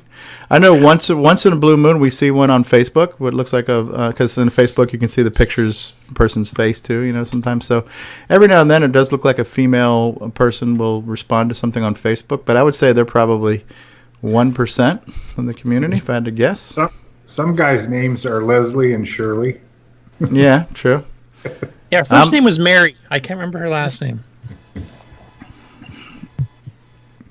That's a great question, Ron. We need to have ladies' night where it's 2-for-1 drinks. Even if we have to just wait, we'll just sit and wait. We're going to have ladies' night, free drinks might for. Be waiting a while. I know back in the day at like Rainbow Fest, there was a few kicking around. I mean, Steve's ex-wife was the graphics designer on a lot of his games, and she came out, and she knew a bit about the CoCo and stuff too. So. And when I was back in high school, even though I went to school out in the middle of nowhere, there was one girl that was in my class that actually had the CoCos. So, oh wow! Too. Wow. So interesting. That's actually where I got my first pair of double-sided floppy drives. Is her father took us to a swap meet, which was the first time I ever went to one of those. So that's when I picked up my first double-sided drives for my FD501. So, hey, one thing my son did when he was older, he's 33 now, but he one time he took his PC and went to this place and they set up all their computers and had a game that they shared and played. Do people still do that? Like a LAN party? Yeah, we used to call those LAN parties back in the day. I don't know how often LAN parties exist now because most of the newer games have all online multiplayer. But there's a couple of places. There's a new place up by me that just opened up where they are going to have retro games that you can come in and play.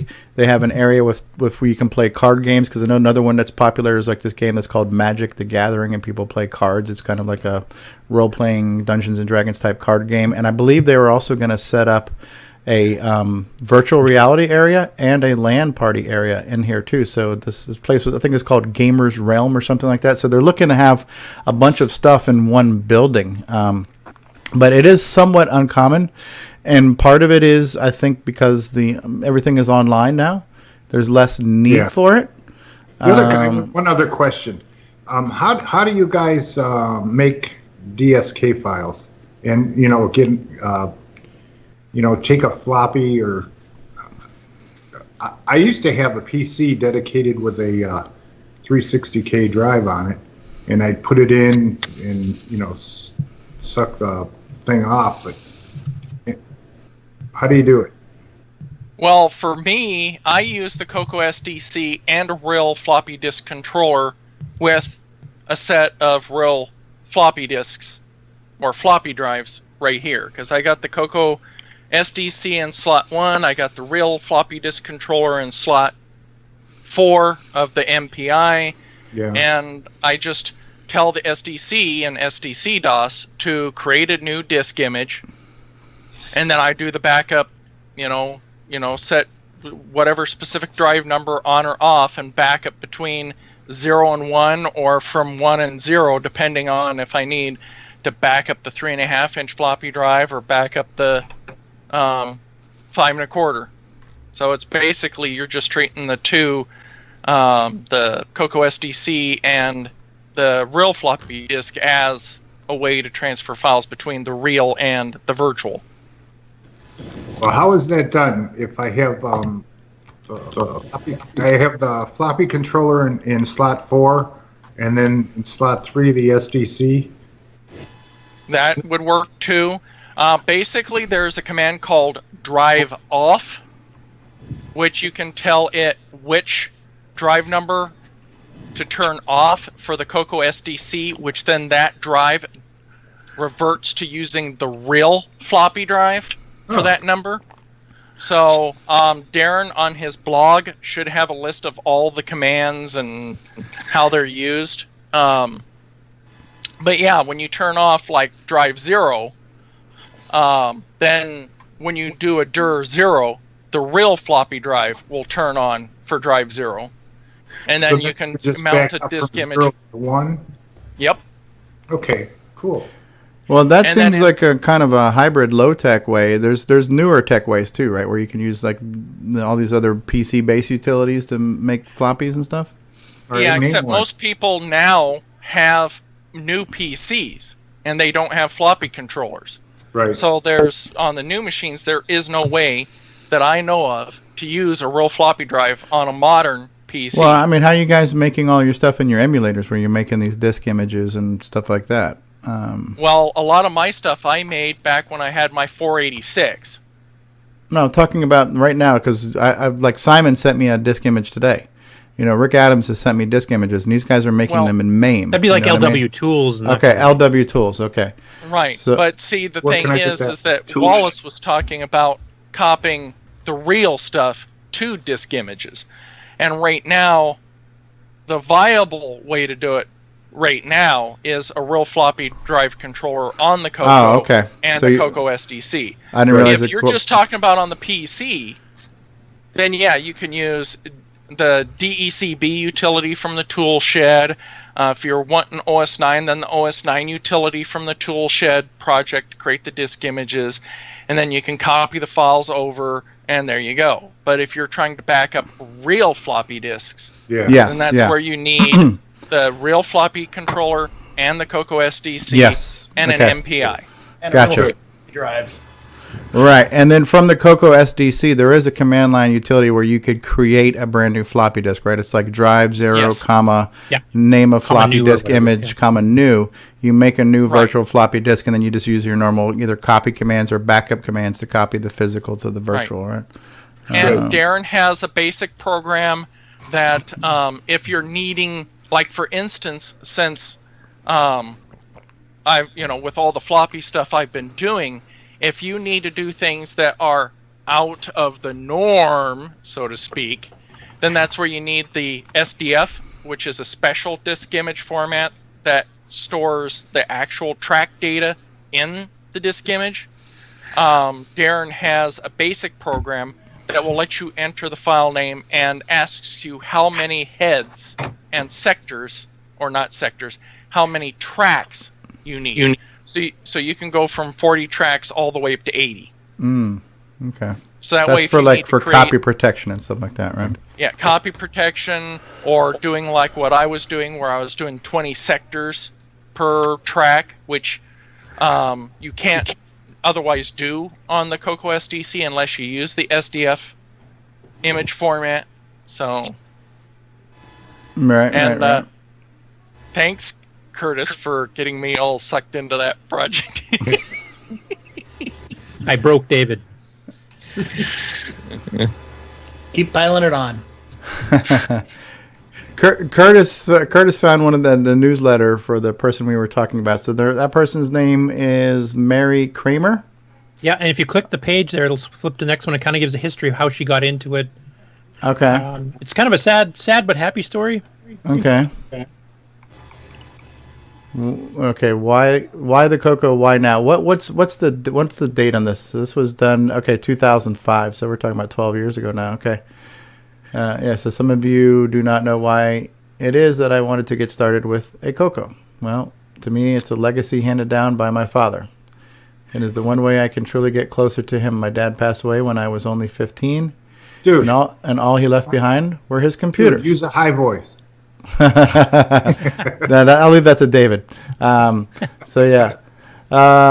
this is a nice little publication here, too. A little history. Robert Galt wrote something in here for this publication. Very nice. Mystify. It lasted quite a few issues, too. I mean, it wasn't like a one-off thing. A Moment with Lonnie Falk. Wow, there's Lonnie. Very nice. So this publication was called CoCo Nuts with a Z. Yep. CoCo Nuts. Started in 2005. That's a long interview with Lonnie Falk going on here, huh? That's neat how you can flip the pages here, too. Flippy by Roger Smith, published by T&D Software, number 52. That's kind of cool. Oh, look, a little seal here. That's cool. So I had like a little game review with screenshots. Very nice. Yeah. Some basic type-in programs. Those were pretty popular at the time. Very, very cool. Very cool. Speaking of that, I have a whole bunch of Rainbow on Disc stuff. Oh, that would be great to archive. Yeah. Are they archived already? Do you guys know? Rainbow on Disc? Yeah. That's a good question. That would be cool. Yeah, I have a lot of them. I can't say I have a complete set, but I might. I believe those are on the CoCo Archive site. Yeah, that's I what I was downloaded looking a at. bunch of them. Yeah, that's like, something. Looks like some of them at least are on the archive site. Well, maybe I can. That'll be something I can screw around with my SDC thing. Neat. It'll be a fun project. Some of those projects are fun. They're just time consuming, and especially when you're talking about copying a floppy. There's no way to speed up that process, the read process, anyways. Yeah, I'm retired, so. Nice. Oh, we could always outsource this to cheap Canadian labor, right? So we've always got that resource in the community. So cool. What else you guys want to talk about? Are we done beat this one to death for this week's CoCo Talk?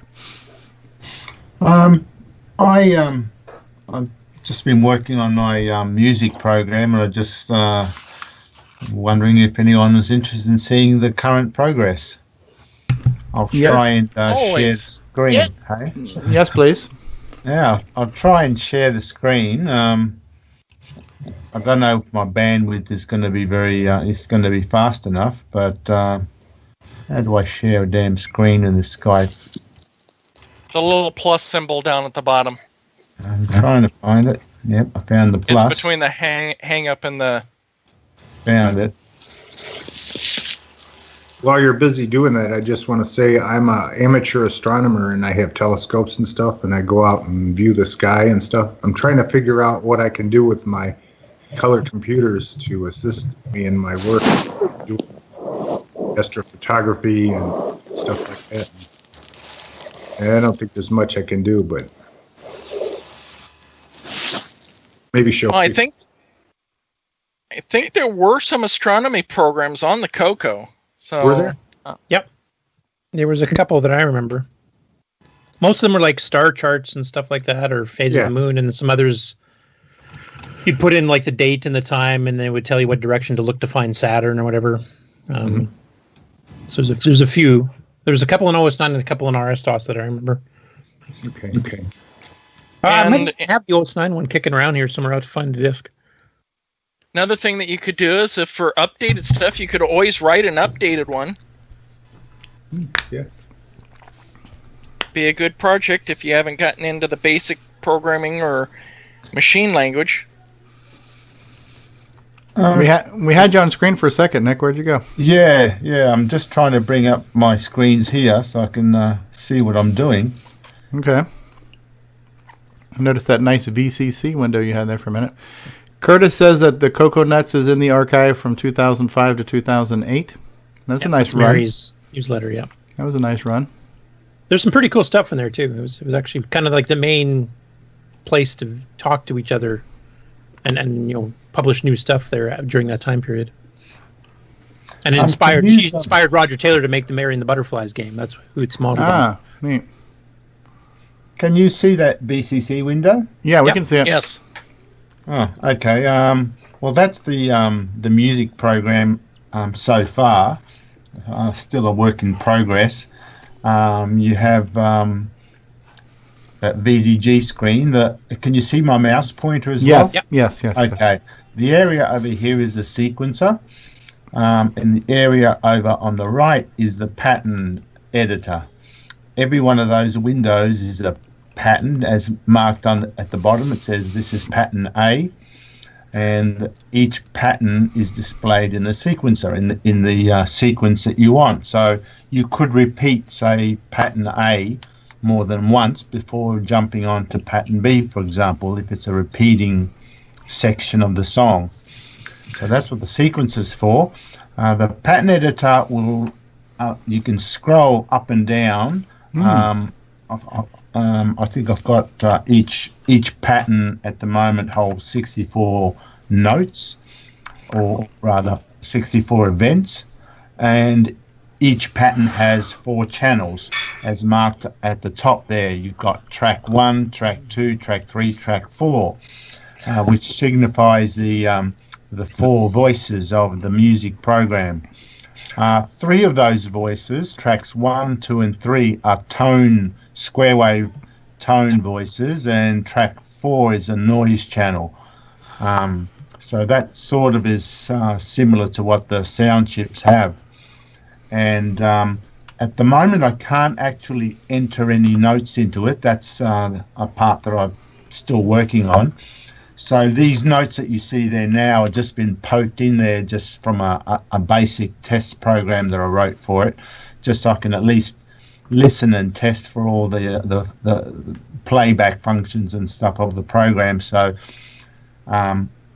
in each of those you can see there's 3 columns. The first 2 are the actual note. So you've got C, C sharp, D, D sharp, whatever. If there's no note, then it just puts a little minus sign there just to signify no note. The third column is, I don't know what you call it, but it's sort of like the effect value for that note. So the O that you see at the top is the octave, so you can choose between 4 octaves. So you set your octave, and then all your notes that follow play in that octave. The E value is the envelope, which is basically the sound. It determines whether the sound, how fast the sound raises to its maximum volume, how long it'll sustain for, and then how long it will release or decay back to silence. So you get a sort of a ding sound if you want, and you can vary that. The settings for the envelope appear down in the bottom left. Actually, any of these special effects, depending on which one you've highlighted, in here I've got this one here which says FE. So the settings for that note on that envelope setting are displayed in the bottom left corner. There are other settings like volume. If you just want a fixed volume, you have a volume setting, and another graph pops up here and shows you the volume. So for all of these, when you highlight it, its designated settings appears in the bottom left window. So envelope is attack, sustain, release. In this case, you see a I think that means a slow, or I'm still adjusting it, but it'll show you basically the speed of the attack, the length of the sustain, and the speed of the release or the decay back to silence. In the middle, of course, are just your function or your key controls, just like a menu, so you know what to do. You can change modes. I've got track 1 highlighted in red. You can just switch to say, oops, I don't want to do that just yet. I wanted to hold that as a surprise. Oh, stop that. So you can switch your channels. So I can now edit whatever lines are in track 2. Likewise to track 3, track 4, or go to the sequencer and edit the sequence. So you can edit each of these tracks individually. There'll be some more other functions for copy and paste, which I haven't got functioning as yet. And to play it, I've just got this musical scale playing at the moment. So I don't know if you can hear this or whether my bandwidth is going to allow this to sound any good. But it'll just run through the scales.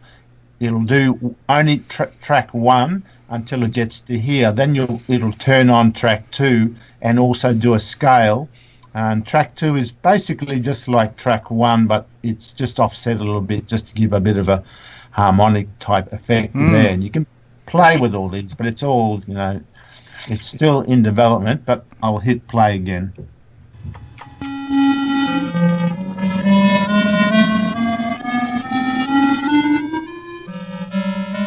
I don't know if that's working correctly, but can you hear the sounds? Yeah, I heard it. Oh, yeah, the second one was okay. the second pass was polyphonic. Yeah. Yeah, you can mix them all up. So, but as you can hear, I can change the envelope on the make the sound decay for longer, or make it quicker, or I can just turn on the tone so it's just a constant tone. You do get some good effects when you do mix two tones together. You can get a harmonic going, and it sounds pretty good. The fourth channel will be doing a noise channel, so it can sort of do a simulated drum type effect. Overall, it sounds very similar to the chips that you see around the place. That's what I'm modeling it on anyway. Okay. And as you saw when I did hit play, what I'm doing this morning is actually getting the VU meter working. So when you saw the notes playing, you saw only one channel of the VU. I haven't programmed the other 3 channels yet. So, but yeah, it just moves up and down, and you see it. But there'll be 4 of those. When you have 4 notes playing, you'll see all 4 move. And I've got to change the text here. It's not ASR, it's VU now. But it's work in progress, as you can see. Sounds but that's good. The idea. Now, this is really started off as just being a tool for me to use to generate the music I need for my game. And of course, it's ballooned to something that's almost like a full-blown program in its own right, and I probably will release it as a full-blown program anyway. Man. You got a name for it? Sorry? You have a name for it? G-Tracker, Game Tracker. So it's modeled a bit on the trackers of the Amiga, but I do it just as a simple tool for my music within games, so I call it G Tracker. You can at the moment I haven't got any files to load, but if you do Shift D, you go back to the front screen where you can just go and you choose your default drives and you can load stuff up and do whatever. At the moment, it's just poking random data when I do that. So just let it poke away, and there it is, yeah. But that's it so far. That's neat. Yeah. So hopefully, it will become a program that other people could then use to create songs to put into their game. The songs, all the notes, all the sounds are being generated via software, so there's no samples involved at all. It's making the tones, it's making all the envelopes for all the channels. The only extra memory that it uses is, of course, all the note data. So that's all it stores, the actual song itself. So it's very economical on memory. It can't run at the same time as a game. It's not meant for that sort of thing. It's just to play music, say, at the title screen or the game end music or whatever. But during the game will have its own sound effects that you would have heard last time, or after my other chapter 2 in the blog page. But that's where I've been wasting my time lately. That's brilliant. Very cool. That's it. Yeah.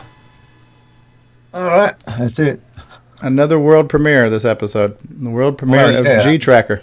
Well, it's not finished yet, but yeah, a preview, I guess, or work in progress preview. Sneak peek. Yeah. I got to tell you, one time I made a program. I had a satellite dish in my backyard, and it was about 50 feet away from the basement. And I didn't have any way to track the position of the antenna. And if I go too far, it would jam. And I didn't want to go too far. So I came up with a joystick, one of those black joysticks. And I was able to put a stick on the joystick, and then I programmed a program to read the joystick. So I knew where the antenna was turned from one side to the other. And that was a pretty interesting little program. Huh. It worked. With real-world application. Yeah. Could you actually steer the antenna with it too? No, I steered with the antenna device, that makes it steer, but it didn't have feedback as to where it was. Okay. It must have been cheapy, Yeah, yeah. But, Oh, well. It's a wrap. It's a wrap. There we go. Anybody else got anything else they want to talk about this week for our CoCo Community Chat? A lot of great stuff presented. Yeah. That was kind of nice to not have a topic or an agenda and just kind of let the conversations flow. That was pretty good. Is this your longest CoCo talk yet? Almost 4 hours. Well, last week 3 hours. It's about this 3.5. Yeah, about the same time as last week's hardware talk. Yeah, so it was good. By the end of the year, we're planning on it being a 24-hour round. Yeah, well, it'll be a marathon. Yeah, so we're gonna raise money. Ends. We're gonna raise money for David Ladd. That's for his Rogaine fund, or? Oh man! Wow, Curtis. It's hardware lab. You need some more equipment to test with. Ron, thanks for joining us. It was great having you. It was great seeing some of your collection there. Bruce, Bruce, yeah, I'm thanks looking for forward being to seeing here. The rest. Great to have you, Bruce. Let's say some hi to some people in the chat right now. Who do we have? We had a really active chat today too. So Glenn Hewlett was been in chat. Steve Powell was in chat. Jerry Adams was in chat. Richard Cavell was in chat. Davey Mitchell was in chat. Jerry Adams. Big West Purdue. Grant Leedy was in chat. Norlander was in chat. Gerard Dresch stopped by for a minute. Neil Brookings, the great Neil Brookings was in chat. The real one. Yeah. Who else have I not said already? Obviously, some of us were in chat too. Curtis was in here. Jerry Adams. Somebody named Fart Power stopped by for a bit. Had nothing redeeming to say, so we kicked Fart Power out. Mark Overholzer was in here. Well, I had something good to say. At least Mark had something good to say. Yes, if I missed anybody else in chat, Glenn Hewlett, I got you. I think I've addressed everybody who was in the voice chat. Thank you, all the text chat, I should say, and then thank you everybody who was in the call as well. So we have Mark Overholzer and Ron Delvaux. How do I say it? Delvaux, right? Wayne Campbell, Nick Marentes, Grant Leedy, David Ladd, Richard Lorbieski, Curtis Boyle, and Karen was here. And Richard Cavell was here earlier, the birthday boy. He was here as well, so happy birthday again, Richard. Bruce. And Bruce Moore was here too. Yes, that's my problem. I get old, I forget things. Yes, Bruce Moore with the world premiere of the teaser of Forrest of Doom. So yeah, another great CoCo Talk. Don't forget, if you want to get the world premiere of the CoCo Talk logo on a t-shirt or coffee mug or any other thing, prophylactic, what you name it, we got it. Use promo code 200817 at checkout and get any of your retro merchandise at 20% off, or grab a CoCo DVD at 50% off on my website. And good times. Good times. Thanks everybody for being here. Any suggestions on what we should talk about for next week? I think the moral of the story is don't have anything planned and we'll just go forever. Yeah. It's working so far. It's Your working so Cocoa far. Pie thing would be one thing to go. Yeah, over. Cocoa Pie. Hopefully we'll have that sorted out by then. We can demo Cocoa Pie. And other things. I'm sure something else will come up on the list. Or something else will come up on see Facebook. What else I break. And see what else David Ladd can break. Yes. So David Ladd, breaker of things. So David's Crash and Burn Corner. Crash and Burn Corner. I think the next thing David's going to break is my nose for my last comment. So yeah. But don't forget we're not neighbors. Yeah. Don't forget to check out the latest CoCo Talk swag at the Retro Swag Shop. And this has been CoCo Talk number 20. And good times. Thank you, everybody, for being here. And I look forward to more great talks in the future. Until then, We got a couple of different quotes. So I always like to use the quote that I stole from John Linville, which is, you may only be young once, but you can be retro forever. We have Long Live and Prosper over there with Ron. John Mark Mobley just showed up. Little Man Computer Assembly Language Intro. Yes, John sent me an email with the Little Man Computer Assembly Language Intro. Assembly language, John is suggesting as well. Yeah, we will definitely get into assembly. And maybe we'll have time to look at the demo thing he sent me too. Good. All right, guys. We are out of here. CoCoTALK, CoCo forever. We'll see you next time. Bye-bye, everybody. Bye. Later. Later.